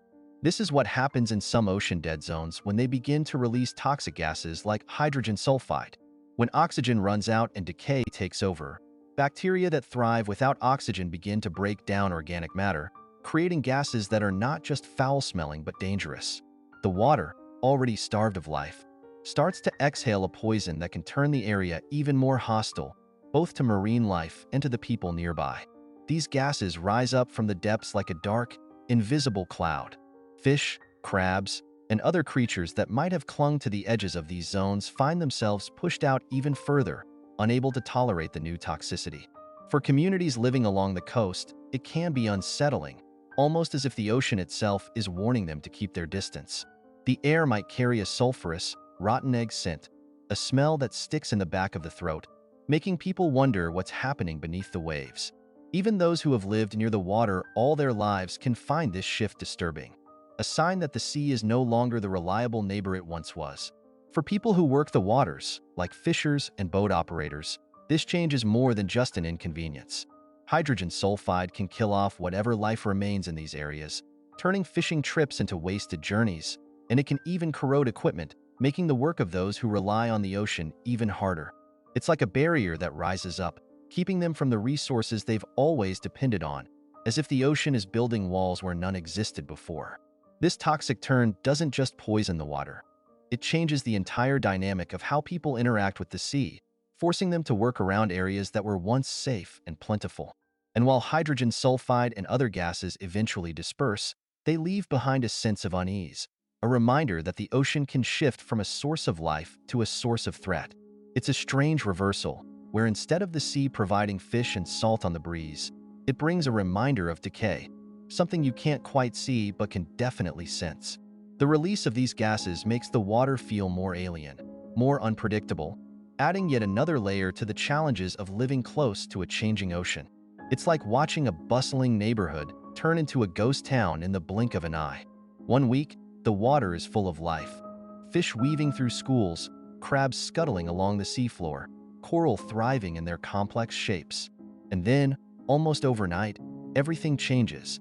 As the oxygen disappears from the water, the life that depends on it starts to falter. Fish that once darted through the currents struggle to breathe, their movements slowing as if weighed down by the water itself. The smaller creatures, the ones that can't move to safer areas, are the first to die off, leaving behind empty shells and silence. Within weeks, an entire ecosystem that took years, sometimes centuries, to develop can unravel. It's like a chain reaction. One species disappears, and the ones that relied on it quickly follow. Predators, left without prey, starve or move on, while plants and corals that thrived in a delicate balance start to bleach and decay without the right conditions. It's a collapse that can seem almost sudden to those who witness it, like pulling a thread from a tapestry and watching the pattern dissolve into frayed strands. For people whose lives are tied to these waters, it's not just an environmental shift, it's a deep, personal loss. The fishermen who know these waters like the back of their hand return to find their usual spots barren, their nets coming up empty where they once brimmed with a healthy catch. It's the kind of change that leaves people in disbelief, wondering how something that seemed so permanent could fall apart so quickly. For coastal communities, it feels as if the ocean, which has always been steady and generous, suddenly turned its back on them. The speed of this collapse adds an urgency that's hard to ignore. When it happens, there's no time to adapt, no gradual shift to ease into. Instead, the change is jarring, like waking up to find a once familiar landscape transformed into something strange and unrecognizable. Families that have depended on the ocean for generations see their future grow uncertain, caught in the gap between what the sea used to give and what little it offers now. And even as they try to find new ways to make a living, there's always that sense of something having been lost too quickly, like a door slamming shut before anyone realized it was swinging closed. It's like a wildfire sweeping through a forest, but there's nowhere to run. In a dead zone, as the oxygen in the water drops, fish and marine animals find themselves trapped. At first, they might try to swim away, searching for water where they can breathe again. But for many, it's already too late. The ones that can't move quickly enough, shellfish, starfish, and smaller fish, are the first to succumb. They gasp in the thinning water, their bodies slowing down until they can't move at all. Schools of fish that once moved with precision and speed grow sluggish, turning circles in confusion before finally sinking to the seabed, where their bodies pile up like fallen leaves. For those who live near these waters, the sight of a mass die off is heartbreaking. It's not just a few fish washing ashore. It's an entire bay suddenly littered with lifeless bodies, a coastline strewn with crabs, eels, and sea stars that never made it to safety. The air fills with the sharp, sour smell of decay, and the water that was once a source of food and income now carries the weight of loss. People who depend on the sea for their livelihood are left standing at the edge, staring at what the ocean has left behind, knowing that no catch will come from these waters for a long time. It's a bitter realization, seeing the sheer scale of it. What once teemed with life has been stripped bare, and there's a sense of helplessness that comes with knowing there's no way to intervene. It's like watching a natural disaster unfold, but in slow motion and underwater, hidden until the evidence rises to the surface. Those who've spent their lives reading the signs of the sea, knowing where the fish would be, which currents to follow, now find their knowledge rendered useless in the face of such sudden devastation. And for a while, the water itself feels empty, not just of fish, but of the rhythm and life that used to flow through it. Picture a river winding through fields of green, carrying the rain and soil from farmlands that stretch for miles. It passes through towns, under bridges, and past fields where crops grow tall and dense. Along the way, the river gathers more than just water. Fertilizers and nutrients used to make those crops flourish wash into it too. From there, it's a long journey to the sea, but the river doesn't let go of its load. By the time it spills into the ocean, it's carrying an invisible but potent mix that the ocean isn't equipped to handle. When that nutrient-rich water meets the coast, it creates the perfect conditions for algae to bloom. At first, it seems harmless, just microscopic plants growing in the sunlight. But as the bloom grows, it covers the surface, blocking out the light and creating a thick, green layer. When the algae eventually die, they sink to the bottom, and the bacteria that break them down use up the oxygen in the water. The sea, which once felt so open and expansive, becomes a trap, suffocating the life below. For the people living along these coastlines, it's strange to think that something happening hundreds or even thousands of miles away, on a farm, on a distant riverbank, could change the waters they see every day. Farmers working fields in the Midwest or on the plains aren't thinking about the fish in the Gulf of Mexico when they fertilize their crops. It's not an act of malice, it's just the nature of how things are connected. But downstream, that connection becomes clear in a way that's impossible to ignore. The water that used to be clear and teeming with fish instead turns murky and stagnant, and the fish that once swam through the bay have vanished, leaving only silence behind. It's a chain reaction that unfolds slowly, hidden beneath the surface until it can't be ignored any longer. A fisherman pulling in his nets comes up empty, wondering why the fish aren't there this season. A family on vacation walks along a beach where the water has turned cloudy and foul. The sea doesn't reveal its secrets easily, but the signs are there, echoing back to fields far from the coast. It's a reminder that what happens on land doesn't stay there, that the choices people make, even those made far inland, can have unexpected, far-reaching consequences, pulling on the threads that connect us all to the ocean. Ocean dead zones are vast areas of water where oxygen levels are so low that most marine life struggles to survive. These zones occur naturally in some regions, but human activities, like agricultural runoff and industrial waste, have caused them to expand dramatically. While these places are often seen as ecological disasters, they carry a strange duality. They also have the capacity to influence the global climate, particularly through carbon sequestration. When life in a part of the ocean dies off or becomes limited by low oxygen, organic matter like dead algae and plankton drifts to the seafloor. In healthy waters, bacteria would decompose this material, releasing carbon dioxide back into the atmosphere through the natural respiration process. But in oxygen-deprived dead zones, decomposition slows down or stops altogether. Without sufficient oxygen to fuel the breakdown of organic material, the carbon trapped in dead organisms doesn't fully escape back into the environment. Instead, it sinks deeper into the sediment, locking that carbon away for hundreds, if not thousands, of years. This process might sound like a potential climate solution. Keeping more carbon out of the atmosphere could, in theory, help curb global warming. But there's a twist. As dead zones grow in size and frequency, they come at a high ecological cost. Entire ecosystems that people depend on, fisheries, coral reefs, and other marine habitats, become compromised. This isn't just a problem for marine creatures. It's a human issue. Coastal communities, often those with fewer resources, rely heavily on healthy oceans for food and livelihood. When fisheries collapse, people's lives are upended. Jobs vanish, food security weakens, and traditions tied to the sea are lost.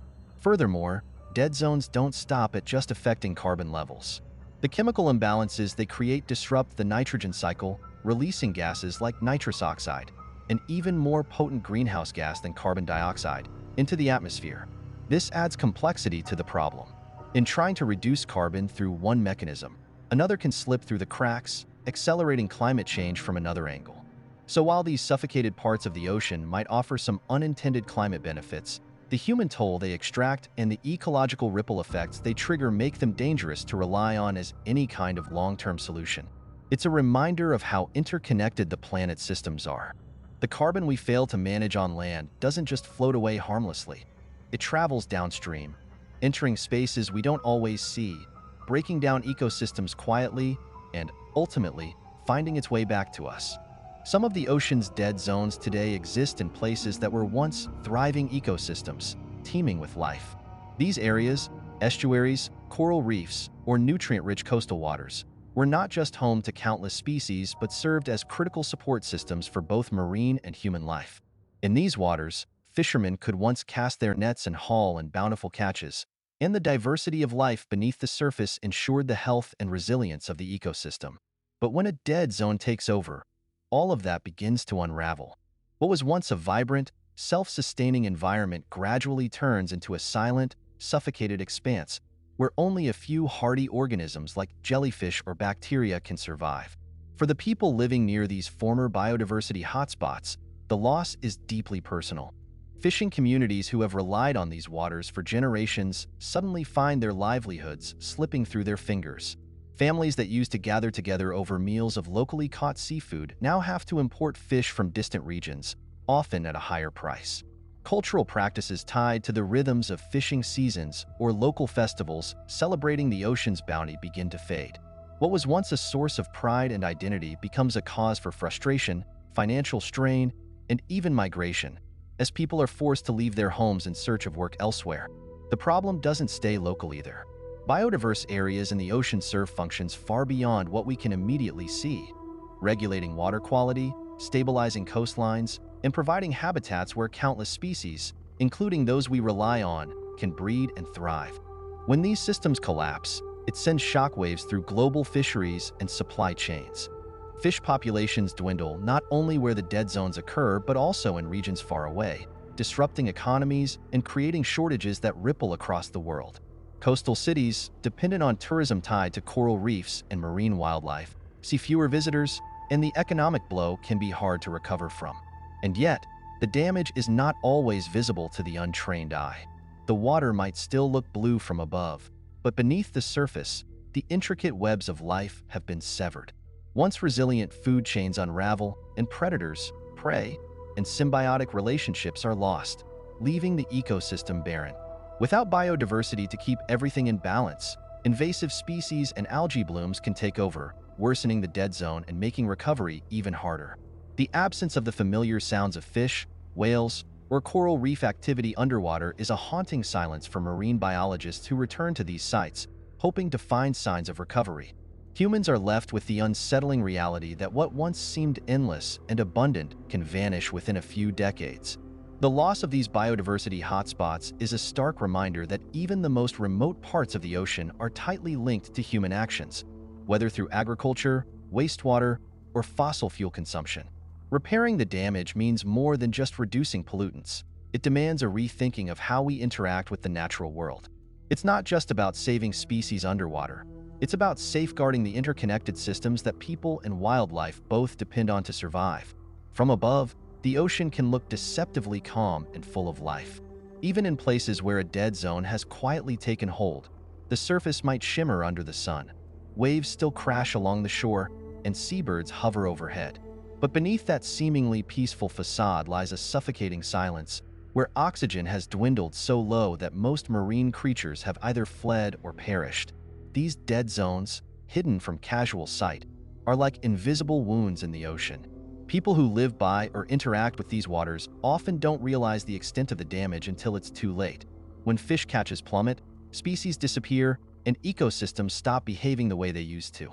For a fisherman heading out to sea, the experience can be baffling and disheartening.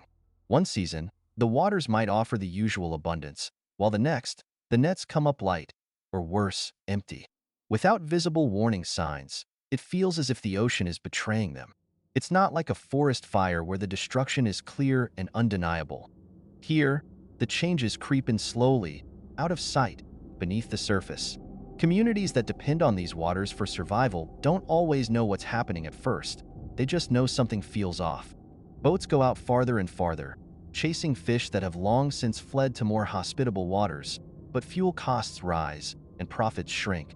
The rhythms of life built around the sea, both economic and cultural, begin to falter. Scientists studying these zones encounter the same unsettling invisibility. Satellites can't easily detect where oxygen has dropped to critical levels. Only when researchers deploy sensors deep into the water column does the full extent of the problem become clear. Oxygen readings near zero, entire stretches of seafloor littered with the remains of creatures that couldn't escape in time. Coral reefs, once vibrant ecosystems bursting with life, now stand pale and lifeless, their inhabitants vanished. The ecosystem isn't just dormant, it's suffocated. And it's hard to communicate this kind of devastation to the public when, from a beach chair or boat deck, everything still looks the same. This invisibility also makes it easier for people far from the ocean to ignore the problem. Because the damage isn't immediately obvious, there are no blackened shorelines or oil-covered birds. It doesn't trigger the same urgency as other environmental disasters. Governments and industries feel less pressure to act, even as these zones spread and deepen, fueled by agricultural runoff, warming waters, and unchecked pollution. But the consequences don't stay hidden forever. When fish stocks crash or toxic algal blooms contaminate drinking water, the crisis reaches everyone, not just those who live by the coast. Prices at the market rise, tourism declines, and supply chains strain under the weight of ecological collapse, often leaving vulnerable communities to shoulder the burden first. What makes it all the more tragic is that these dead zones are preventable. Unlike natural disasters, they result from human choices, how we farm, what we consume, and how we manage waste. Yet because the damage remains invisible until it's severe, it's easy to overlook the problem until it's already out of control. It forces a shift in how we think about the ocean, challenging us to understand that the most critical threats aren't always the ones we can see. The health of the ocean can't be measured by surface appearances alone. It requires looking deeper, listening more closely, and acting with the knowledge that some of the most devastating losses happen quietly beneath the waves. When a dead zone takes hold, reversing the damage is neither quick nor guaranteed. Even after the pollution stops, the ocean doesn't bounce back like flipping a switch. Oxygen levels rise painfully slowly, and the intricate web of life that once thrived there is hard to rebuild. It's like watching a garden wither after being starved of water. Removing the cause of the damage is only the beginning, and sometimes things never return to the way they were. Entire generations of fish, shellfish, and coral might already be lost, and without them, the balance that sustained the ecosystem is broken. New life can't just move back in overnight. It needs the right conditions, time, and luck to take root again. For the people tied to these waters, the weight can feel unbearable. Fishermen who grew up working the ocean often don't have decades to wait for the fish to return. Many have families to feed and debts to pay. They might find themselves forced to change careers or leave behind a way of life that has been passed down for generations. Coastal communities that depended on tourism from diving, snorkeling, or fishing tours have to figure out how to survive in the meantime, and not all of them do. As years pass with little improvement, frustration and resignation creep in. People stop believing that the waters will ever come back to life. What was once a source of hope, waiting for the ocean's recovery, turns into something closer to acceptance of loss. Even when recovery does begin, it's often fragile. A single bad season, another surge of pollution, a particularly warm summer, can undo years of slow progress. In some cases, the species that move in during recovery aren't the same ones that originally lived there, creating a new, less diverse ecosystem. In others, invasive species take over, feeding off the weak recovery and preventing the original inhabitants from returning at all. The scars of a dead zone linger, even after oxygen levels rise again, and some places never fully recover to their former richness. But the human element makes it clear that the longer recovery takes, the more difficult it becomes to keep people invested in fixing the problem. Governments may offer promises of restoration efforts, but as years go by with little visible change, the political will start to fade. Funding dries up, and the problem is shuffled down the priority list. Those who live far from the coast often forget the damage ever happened. It's hard to keep hope alive when improvement moves so slowly that it feels invisible. There are moments of triumph, cases where waters have healed and fish return, and people can rebuild their connection to the ocean. But these successes are rare, requiring careful management, sustained effort, and a lot of patience. And even in the best cases, the path to recovery is not linear. Setbacks are inevitable, and the people most affected, the fishermen, tour operators, and coastal families, are the ones who bear the weight of that uncertainty. They know, better than anyone, that once the ocean stops breathing, coaxing it back to life isn't just a matter of time. It's a race against the forces that threaten to make these changes permanent. Eutrophication starts with what seems like a simple mistake: too much of a good thing. Nutrients like nitrogen and phosphorus, essential for plant growth, pour into rivers and oceans, mostly from fertilizers, sewage, and industrial runoff. On land, these nutrients fuel crops and make fields green, but in the water, they trigger a very different reaction. Algae blooms explode across the surface, spreading in thick, green patches. At first, it might seem harmless, even natural, just more plant life in the water. But beneath the surface, this sudden abundance is quietly setting off a cascade of problems that can spiral out of control.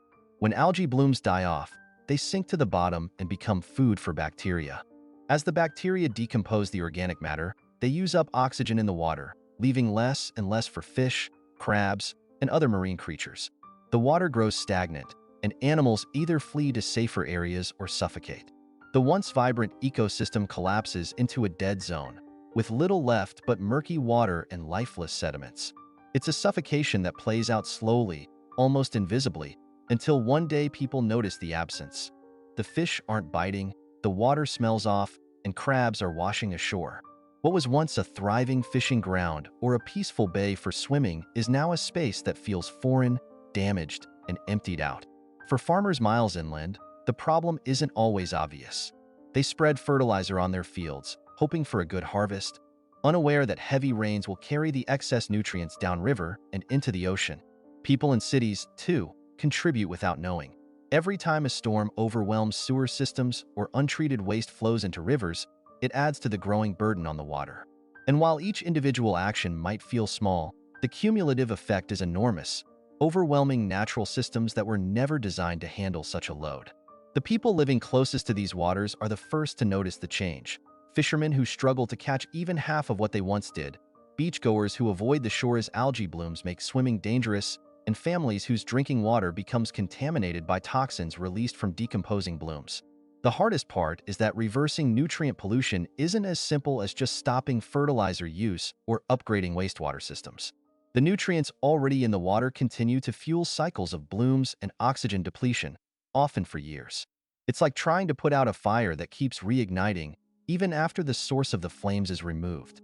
Governments and environmental agencies can introduce new regulations, but these changes take time, and they rely on everyone, farmers, industries, cities, to do their part. And in the meantime, those whose lives depend on the water are left waiting, caught between the slow pace of change and the immediate need to survive. There's a bitter irony in the fact that something designed to make life easier, better crop yields, cleaner cities, can end up causing so much harm. For people living on the coasts, nutrient pollution is more than just an environmental issue. It's a disruption of daily life.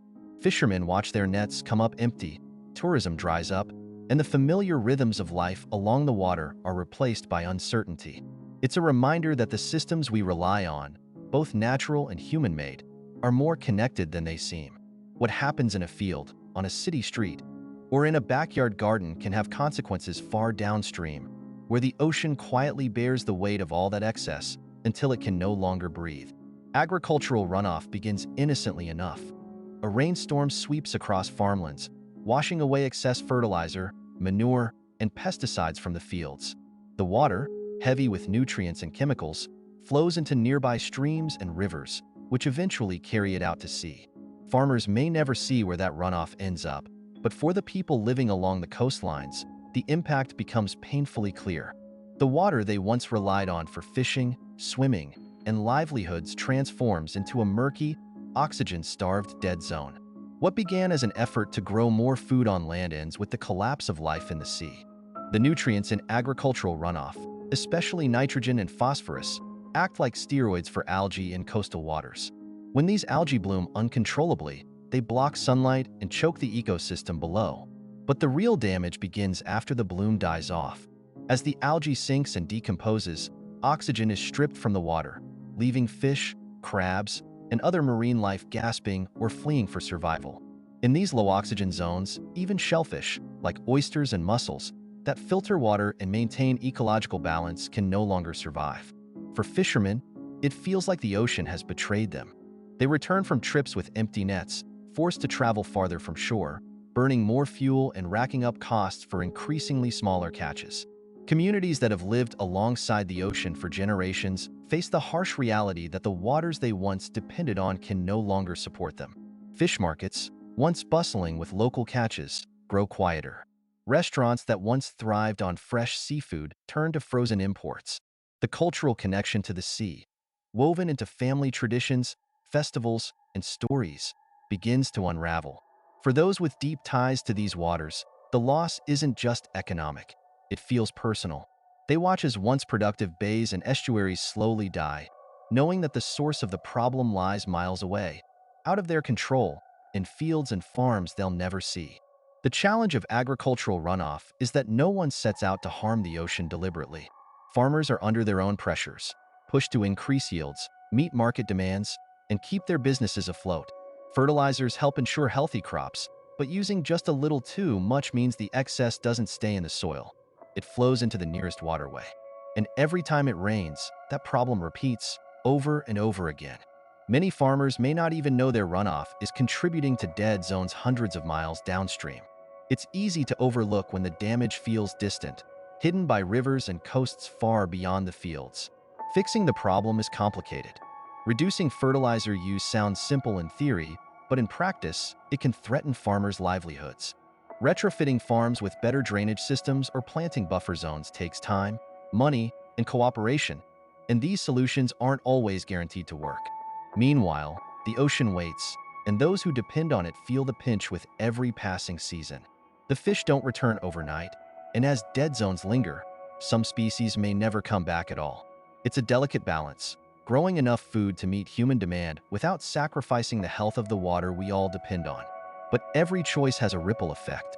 The story of agricultural runoff isn't just about what happens on farms or in rivers.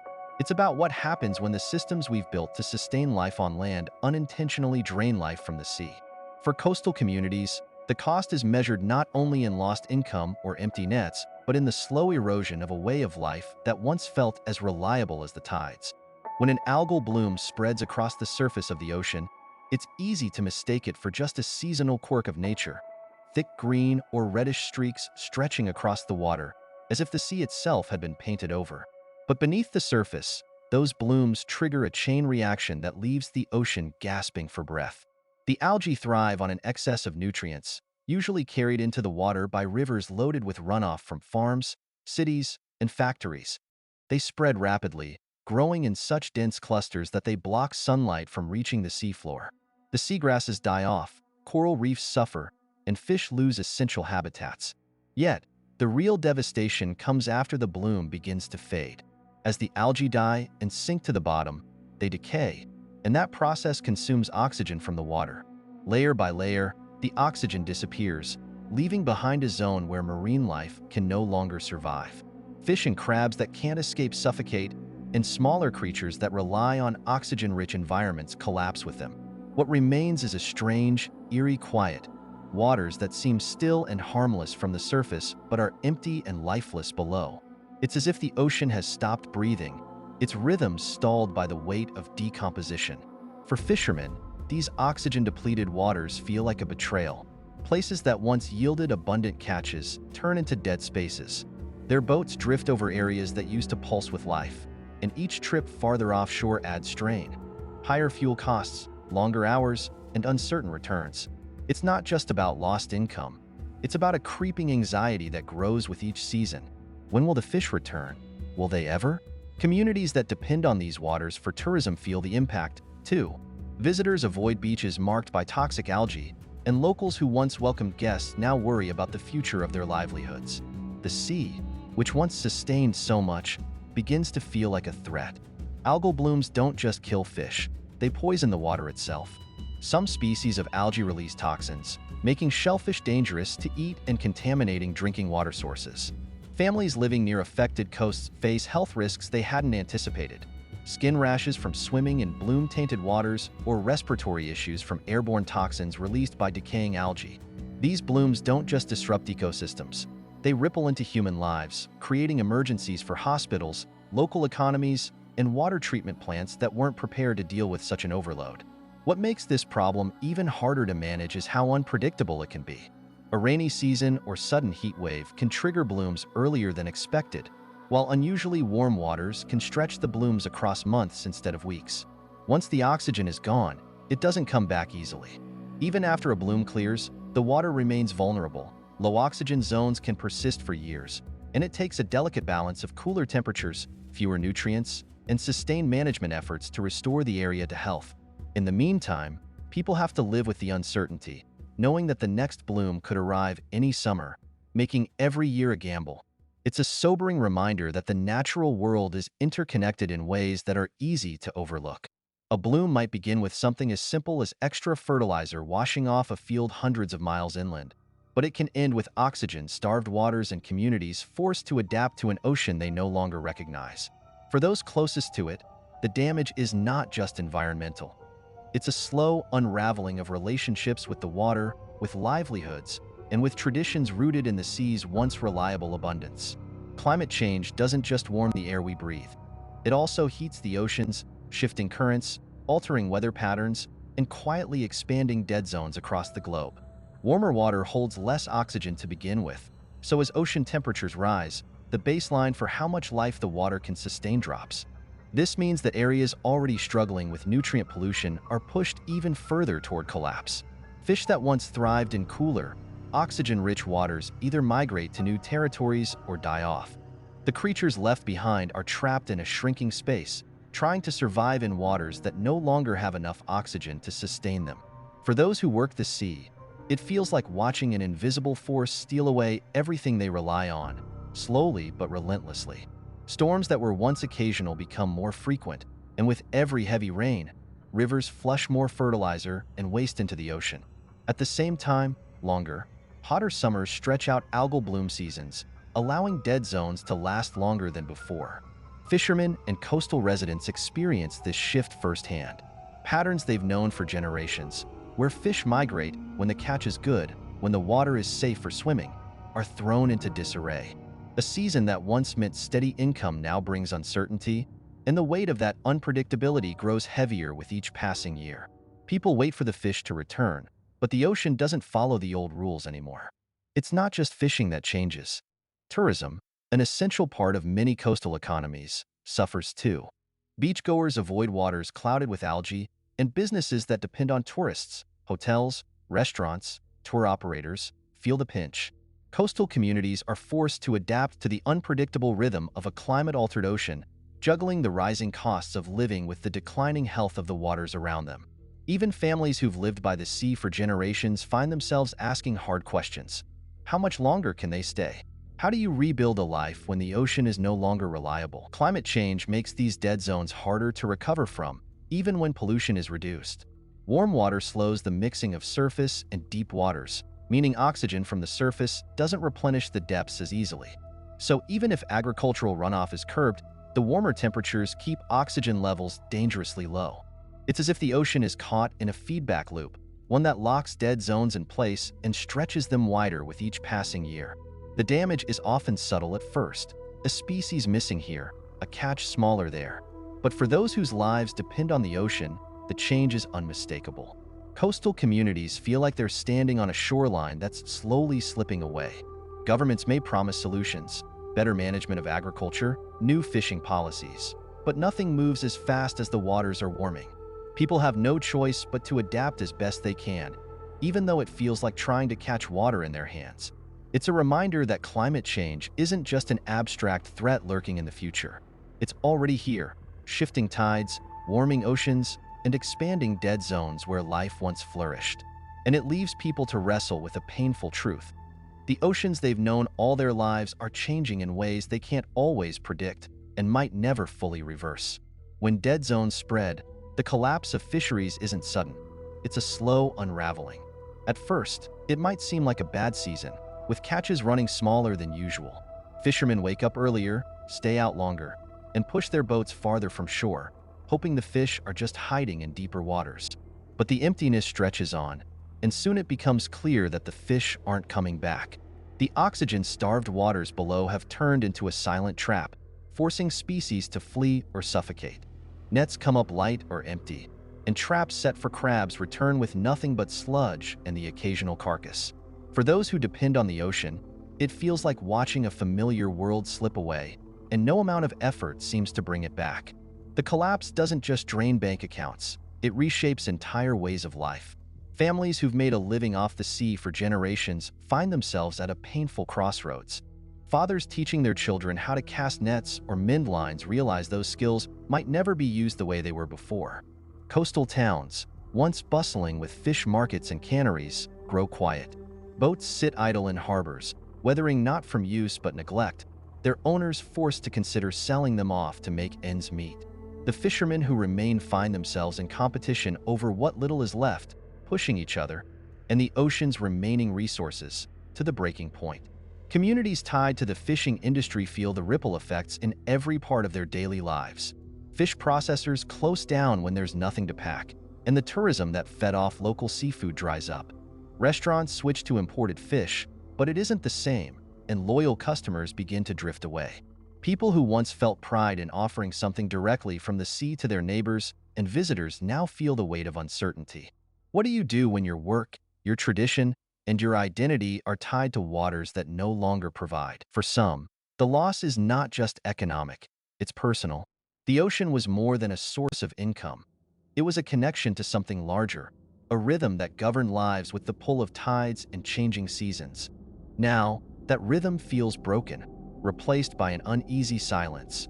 Fishermen talk among themselves about what's happening, about the waters getting warmer, about the algae blooms growing worse each year. Some hold on to hope, imagining a future where the fish will return, but others know that recovery, if it happens, will take longer than they can afford to wait.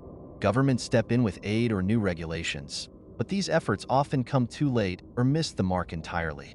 There are calls for catch limits, stricter management, and support programs for those forced out of the industry, but these solutions feel like stopgaps. For people living through it, the problem isn't just a matter of numbers or policies. It's the slow erosion of trust in the waters that were once a lifeline. Every season that passes without improvement makes it harder to believe things will ever return to the way they were. Even when scientists and environmentalists warn about the dangers of overfishing and dead zones, it's hard to blame those who continue working the water while they still can. When livelihoods are on the line, sustainability becomes an abstract ideal. Survival, day by day, is what matters most. But with every depleted catch, the situation worsens, and those who've stayed in the industry are left wondering how much longer they can hold on. It's not just the fish that are disappearing. It's a way of life that has endured storms, changing tides, and shifting markets, but now faces a threat that can't be seen or fought directly.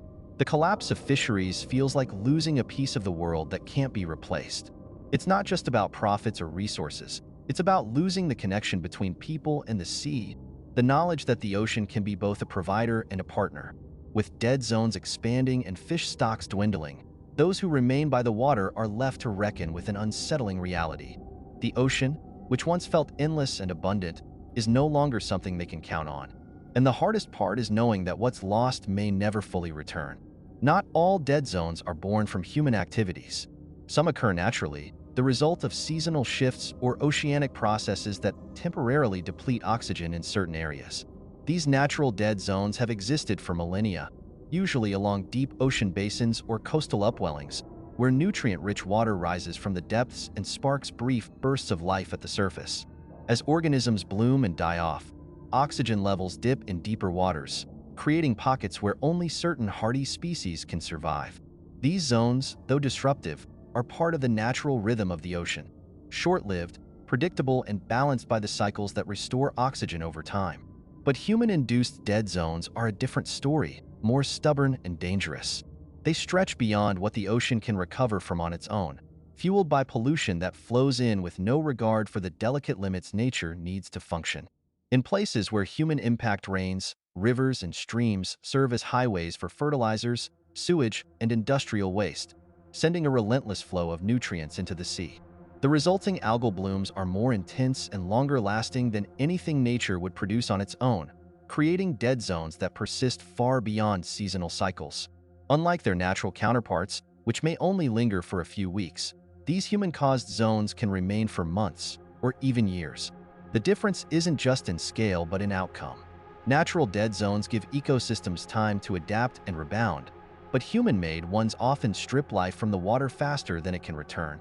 Fishermen, coastal residents, and scientists watch as ecosystems that once thrived go silent, their intricate balances thrown off by forces far outside their control. For people who live by the sea, it can be hard to tell the difference between a natural event and a human-made crisis at first. When the fish vanish, when the water grows murky and lifeless, the cause isn't always obvious. But over time, the signs become clear. Natural dead zones tend to follow predictable patterns. They arrive, disrupt, and fade. Human-induced zones, on the other hand, behave like unwelcome guests that refuse to leave, growing larger with every flood, every heavy rain that carries new pollutants downstream. And while natural dead zones affect specific species, human-caused ones have a way of dismantling entire food chains. It's not just fish that disappear, but the birds, seals, and other animals that depend on them, leaving behind waters that feel eerily empty. Communities at the edge of these dead zones find themselves caught between the rhythms of nature and the disruptions of human impact. There's a frustration in knowing that some of these changes could have been avoided, that the waters they grew up with didn't have to be like this. They see industries upstream, far removed from the coast, contributing to the problem without having to face the consequences. And they feel the unfairness of it deeply. Farmers miles away might not realize that a little extra fertilizer will eventually choke out life in a distant bay. But for the people who fish those waters, the link is painfully clear. It's a reminder that not all problems can be blamed on nature.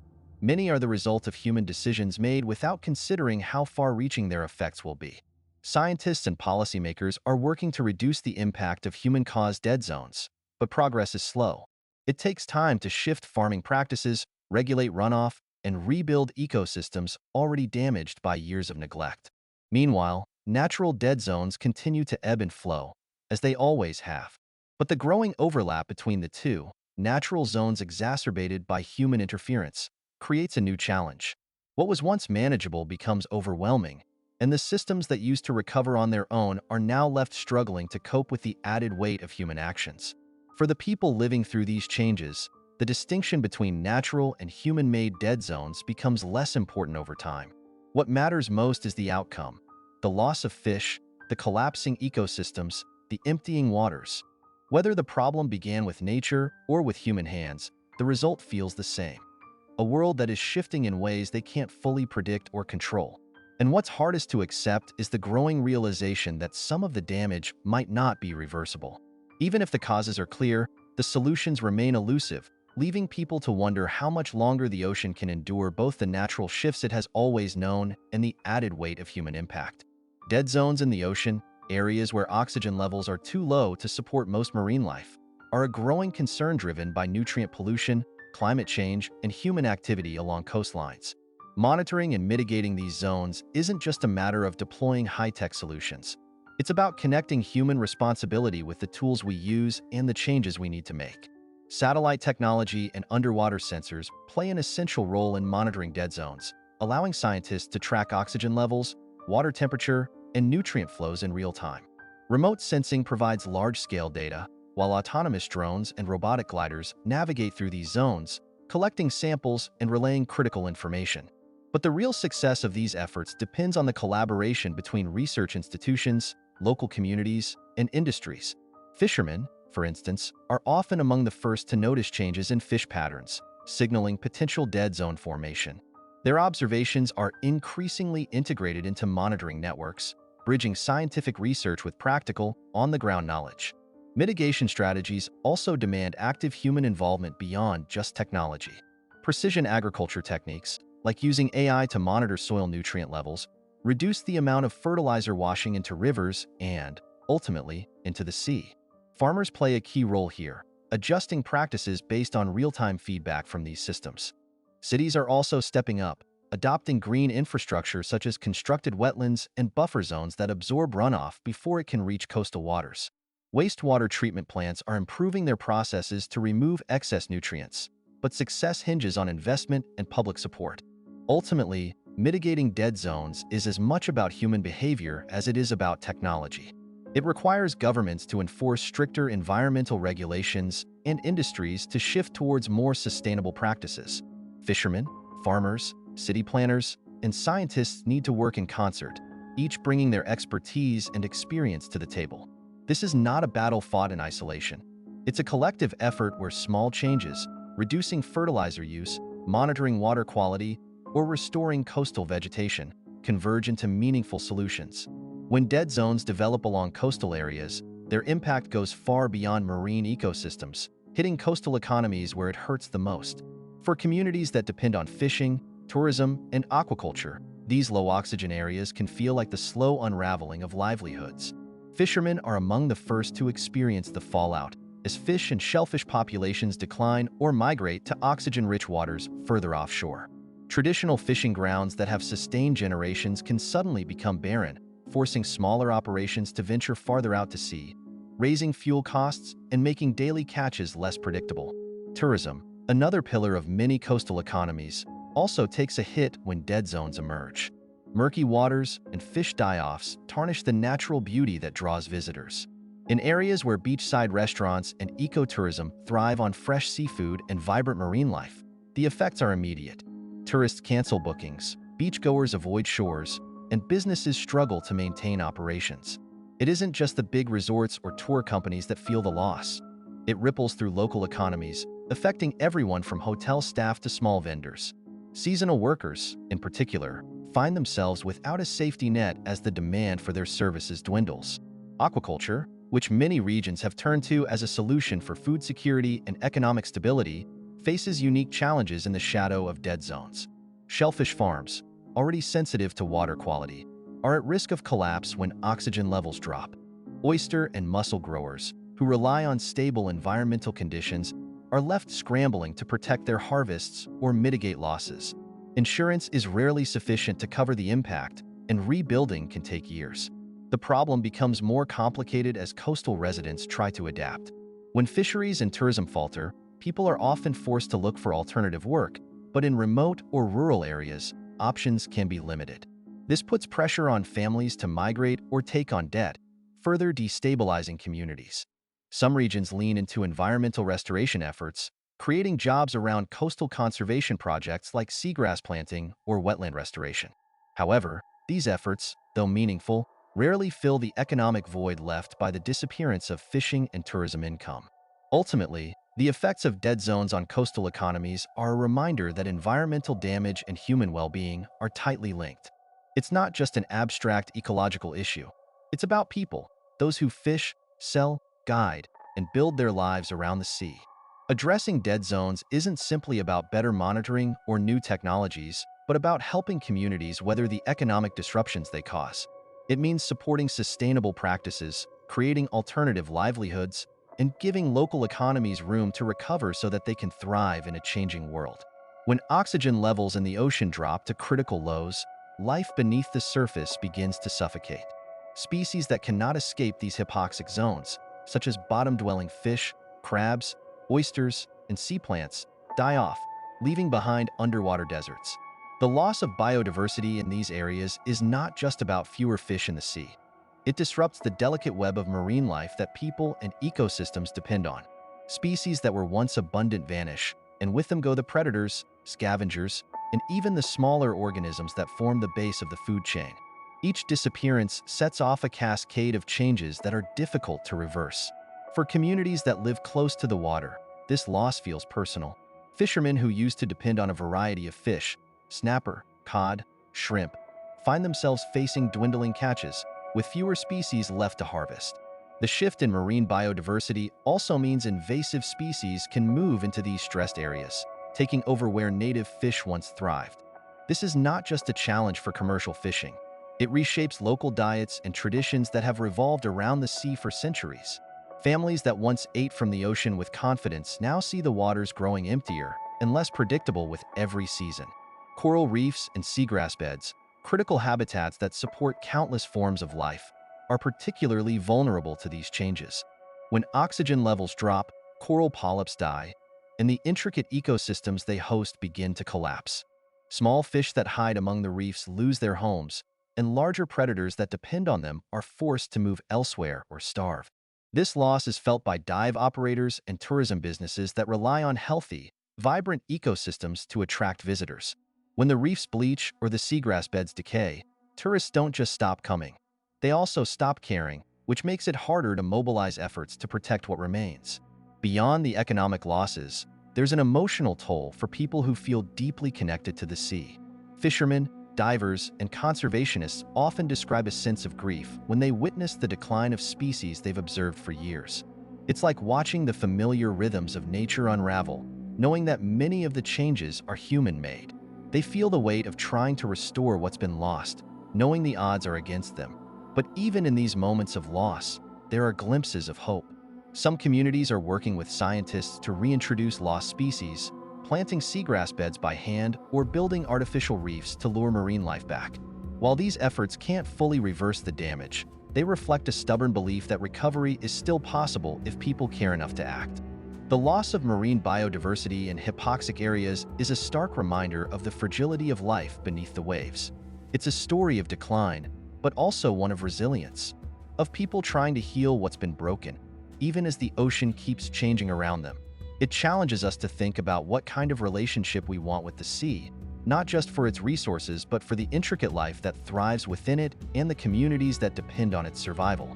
Restoring wetlands has become a powerful way to prevent dead zones from forming, but the process is as much about rebuilding connections between people and the land as it is about reviving ecosystems. Wetlands act like nature's kidneys, filtering out excess nutrients, particularly nitrogen and phosphorus, from agricultural runoff and urban wastewater before it reaches rivers and flows into the ocean. When these nutrients go unchecked, they fuel algae blooms that eventually decay, consuming oxygen and creating suffocating conditions for marine life. Restoring wetlands offers a chance to stop this problem at the source, creating a natural buffer between human activity and the sea. For farmers, shifting practices to support wetland restoration isn't always easy, but many are beginning to see the value. Some have begun to set aside sections of their land to restore marshes and floodplains, working with conservation groups to create spaces where water can slow down and nutrients can settle into the soil instead of rushing straight to the ocean. These farmers aren't just adopting new techniques, they're rethinking their relationship with the land, balancing the needs of agriculture with the health of the broader environment. There's a sense of pride in contributing to solutions, knowing that what they do upstream can improve the health of fisheries and coastlines downstream. Communities living near rivers and coastal areas have also found new ways to reconnect with wetlands. Where old marshes had been drained for development, people are now planting native grasses and rebuilding oyster beds, transforming degraded landscapes into thriving ecosystems. These projects aren't just about ecology. They offer jobs, educational opportunities, and a shared sense of purpose. Schools, volunteers, and local governments come together to plant, build, and monitor these wetlands, creating a bond between people and the environment they're restoring. There's something deeply satisfying about watching life return to places that had once been written off as lifeless or forgotten. Restored wetlands also bring unexpected benefits to these communities. Aside from filtering nutrients, they help absorb floodwaters, protecting homes and businesses from storm surges and rising tides. The return of birds, fish, and other wildlife draws nature enthusiasts and tourists, injecting new energy into local economies. For those who grew up in these areas, seeing wetlands come back to life offers more than economic value. It restores a piece of their identity, reviving memories of crabbing in the marshes or watching herons wade in shallow waters. Yet, these efforts require patience and persistence. Wetlands can take years to fully recover, and there are moments of frustration when progress feels slow or when storms undo months of work. But people keep planting, keep reseeding, because they know that every bit of restored wetland means fewer nutrients reaching the sea, fewer dead zones forming, and more life sustained along the coast. Wetland restoration is more than just an environmental project. It's an act of stewardship, a way for people to take responsibility for the impact they have on the water around them and pass on healthier ecosystems to the next generation. Dead zones often come and go with the changing seasons, adding another layer of complexity to how people experience and respond to them. These low-oxygen zones tend to form during warmer months, especially in late spring and summer, when nutrient-laden waters mix with rising temperatures to fuel explosive algae growth. As the algae die and decompose, oxygen levels plummet, creating lifeless stretches of water. For fishermen, this seasonal cycle becomes a frustrating reality. Just as warmer weather promises the peak of fishing and tourist seasons, they find the waters less productive. Fish either die off or move to deeper, cooler areas, forcing boats to chase further afield, burning more fuel for smaller catches. Communities along the Gulf of Mexico, the Chesapeake Bay, and other affected coastlines have learned to expect these seasonal shifts, but the predictability doesn't make them any easier to manage. Small-scale fishermen, who depend on steady catches to make ends meet, struggle the most. Each summer, the arrival of dead zones threatens their ability to provide for their families, creating an annual scramble to adapt. Some switch gears to target species that are more resilient or adjust their operations to focus on different areas, but there's always uncertainty. Will the fish return once the season shifts, or will this year's dead zone linger longer than expected? Seasonal tourism businesses, too, are caught in the cycle. The months that should be booming with visitors sometimes bring troubling signs instead. Murky water, dead fish washing up along the shoreline, and recreational fishers returning empty-handed. Hotels and seafood restaurants brace for cancellations and dwindling supplies, knowing they have no control over the oxygen levels in the water just beyond their doors.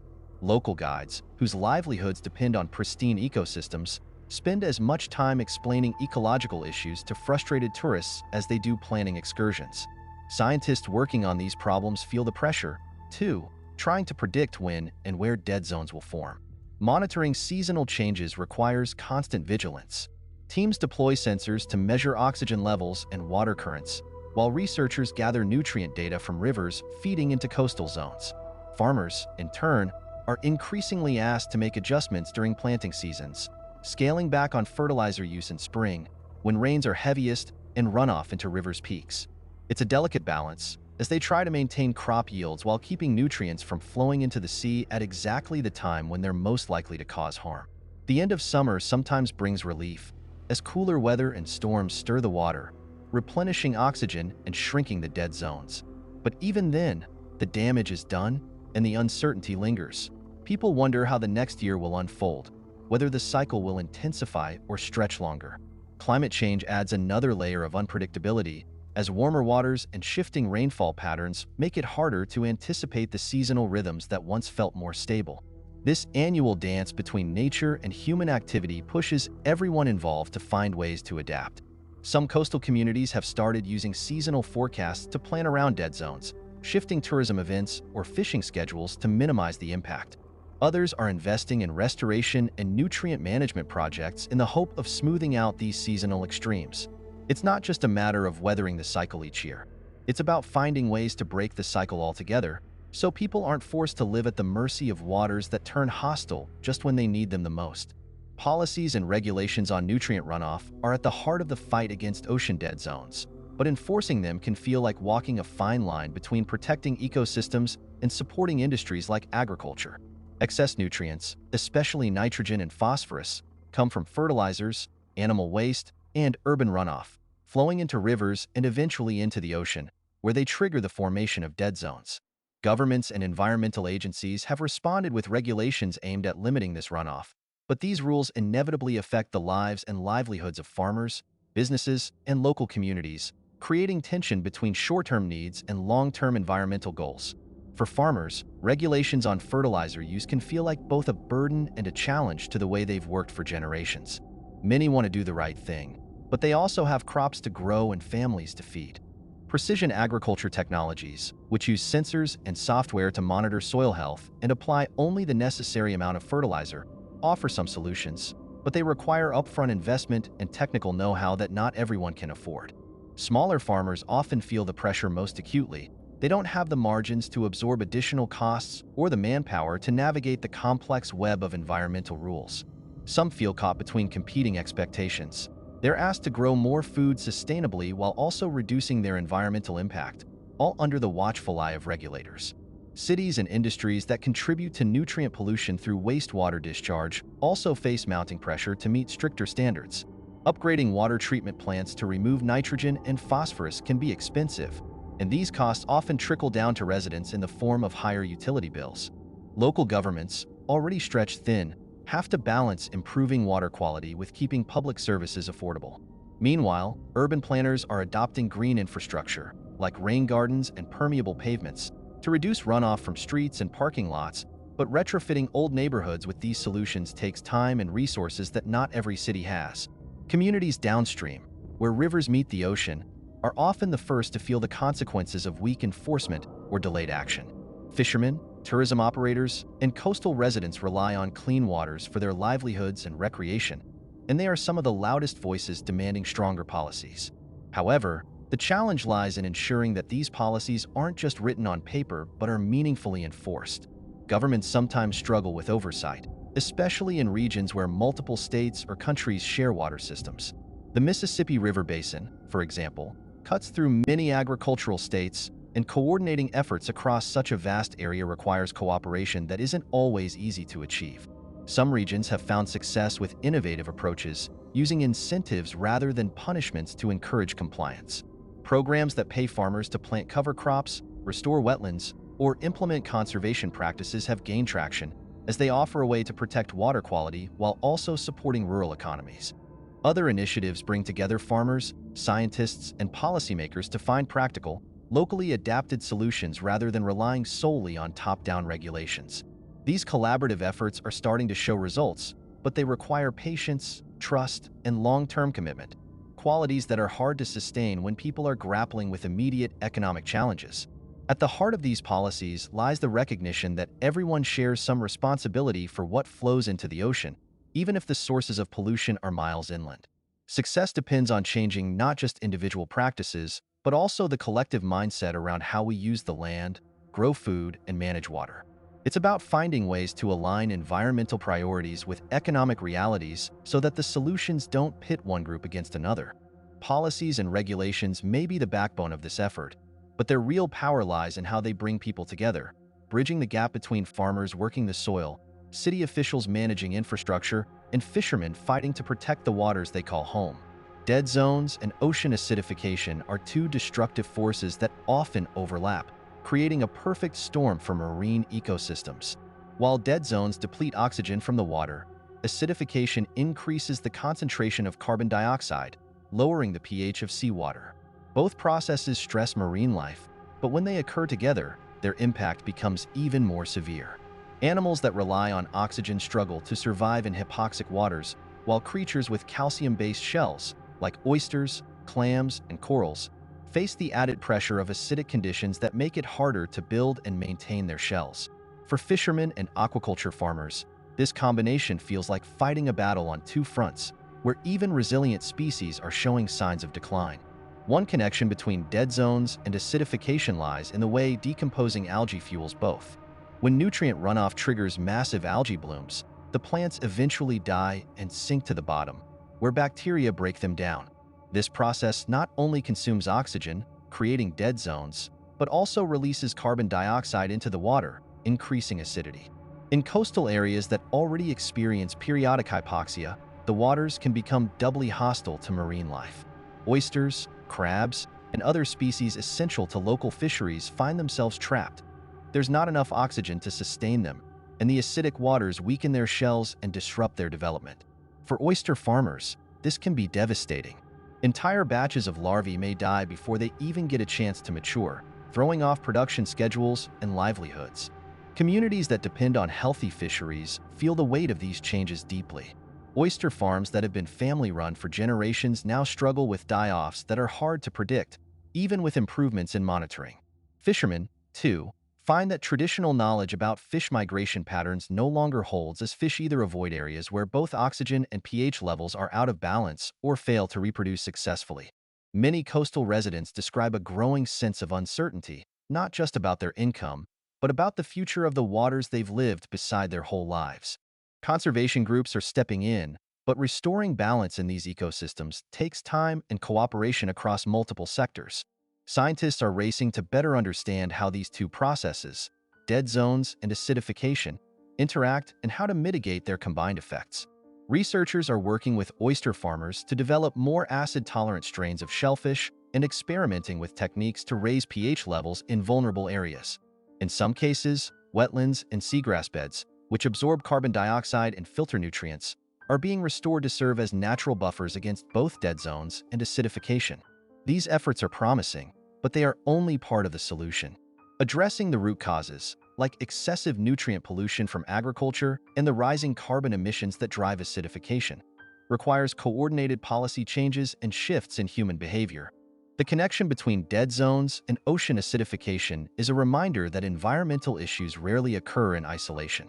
The health of the ocean is shaped by complex interactions, and every action on land, from how we farm to how we manage emissions, has a ripple effect. For coastal communities, it's a stark reality that the fight to protect marine ecosystems is not just about preserving biodiversity. It's about ensuring that the seas can continue to provide food, jobs, and cultural identity. The challenge lies in finding ways to adapt while pushing for larger systemic change, knowing that time is not on their side, but hoping that collective efforts will turn the tide before it's too late. Dead zones pose a unique challenge to migratory species, disrupting the natural rhythms that these animals have followed for thousands of years. Fish like salmon, tuna, and mackerel, as well as sea turtles and some bird species, rely on specific routes and stopover points for food, rest, or spawning. When these critical areas fall within or near dead zones, the creatures encounter lifeless waters that leave them no choice but to alter their course or push onward with depleted energy reserves. These disruptions ripple through the ecosystems and human communities that depend on these migrations, making life harder for both the animals and the people who rely on their presence. For migratory fish, timing is everything.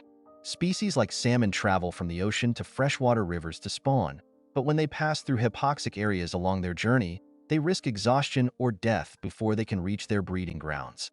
In some cases, the fish bypass their usual feeding areas to avoid dead zones, arriving at spawning grounds weaker and less likely to reproduce successfully.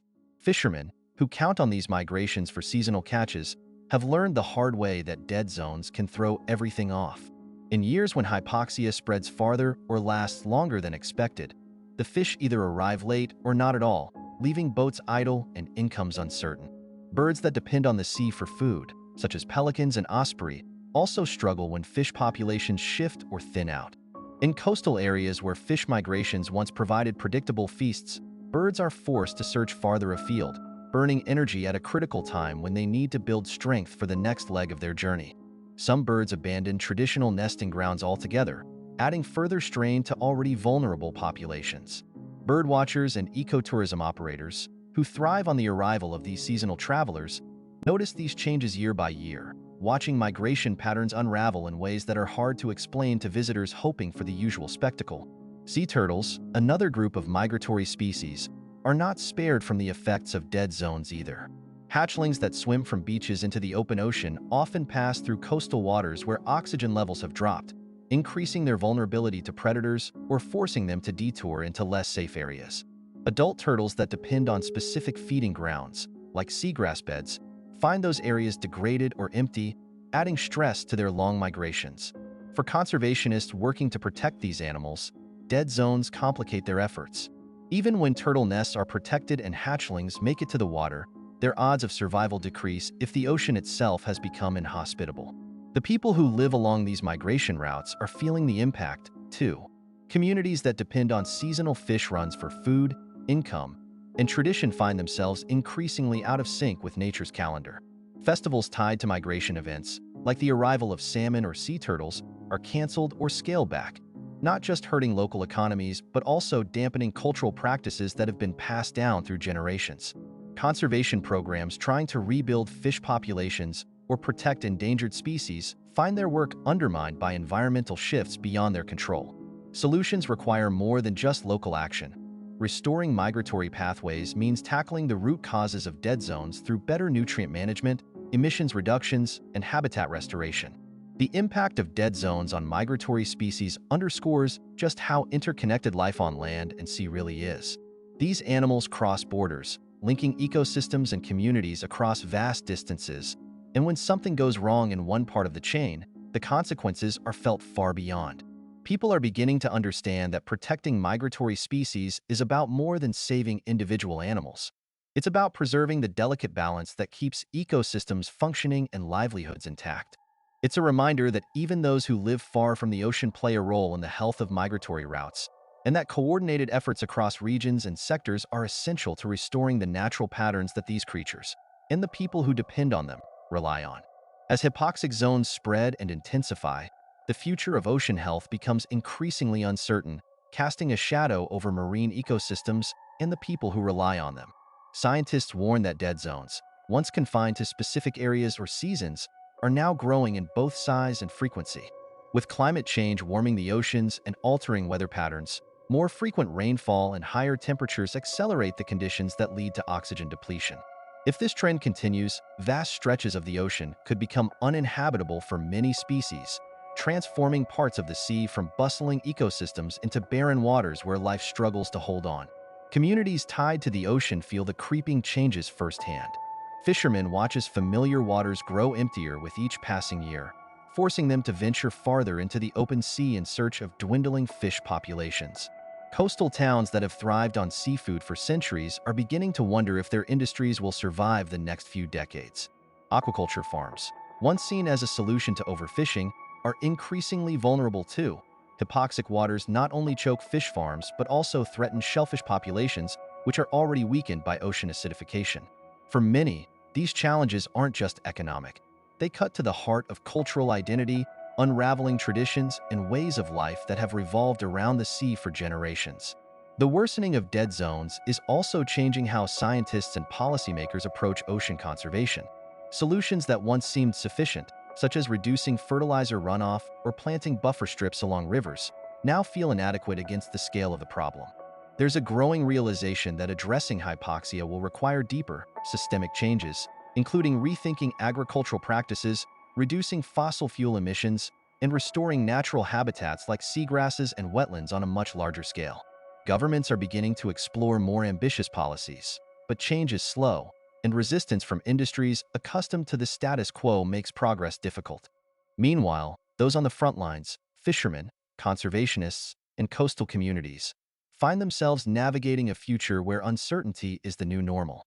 Some glimpses of hope are emerging from innovative projects and community efforts. In regions like the Baltic Sea, where dead zones have persisted for decades, governments and scientists are experimenting with new technologies, including methods to pump oxygen back into the water or trap excess nutrients before they enter the sea. Coastal communities are taking matters into their own hands, planting seagrass beds and creating artificial reefs in an effort to restore balance and revive ecosystems. But these efforts, while promising, are not silver bullets. They require constant maintenance, cooperation, and time, which are in increasingly short supply. The future of ocean health depends on how quickly humanity can adapt and act. The spread of hypoxic zones is a warning, a sign that the balance between human activity and the natural world is tipping dangerously out of control. Yet the outcome is not set in stone. If governments, industries, and individuals come together to reduce nutrient pollution, cut emissions, and protect marine habitats, there's still a chance to slow or even reverse the damage. It will require a shift in how people view the ocean, not just as a resource to be exploited, but as a shared space that sustains life, livelihoods, and cultures. Ultimately, the question is not just whether we can save the ocean, but whether we can learn to live in harmony with it before it's too late. For those who know the sea intimately, who work on it, depend on it, or simply find solace in its presence, there's an urgent desire to protect what's left and restore what's been lost. The future may be uncertain, but it's not beyond our ability to shape. The ocean has shown resilience in the past. The challenge now is whether we can match that resilience with the choices we make today. As we wrap up this deep dive into ocean dead zones, it's clear that the silent suffocation of our seas is an issue we can't ignore. From eutrophication and nutrient pollution to the creeping influence of climate change, these dead zones are a stark reminder of the delicate balance we depend on and how quickly it can tip. The fact that entire ecosystems can collapse in a matter of weeks is chilling, but it's not too late. There are solutions, innovations, and actions that can help us turn the tide. If today's journey into the heart of these underwater wastelands left you with something to think about, or maybe sparked a little curiosity about what else lies hidden beneath the waves, then stick around. Here at Quiet Universe, we'll keep exploring the unknown, the overlooked, and the downright fascinating mysteries of our world. Thanks for joining me on this exploration. If you enjoyed this, make sure to like the video and hit that subscribe button so you won't miss out on future adventures. After all, the universe, even the quiet parts of it, is full of surprises waiting to be uncovered. Until next time, stay curious,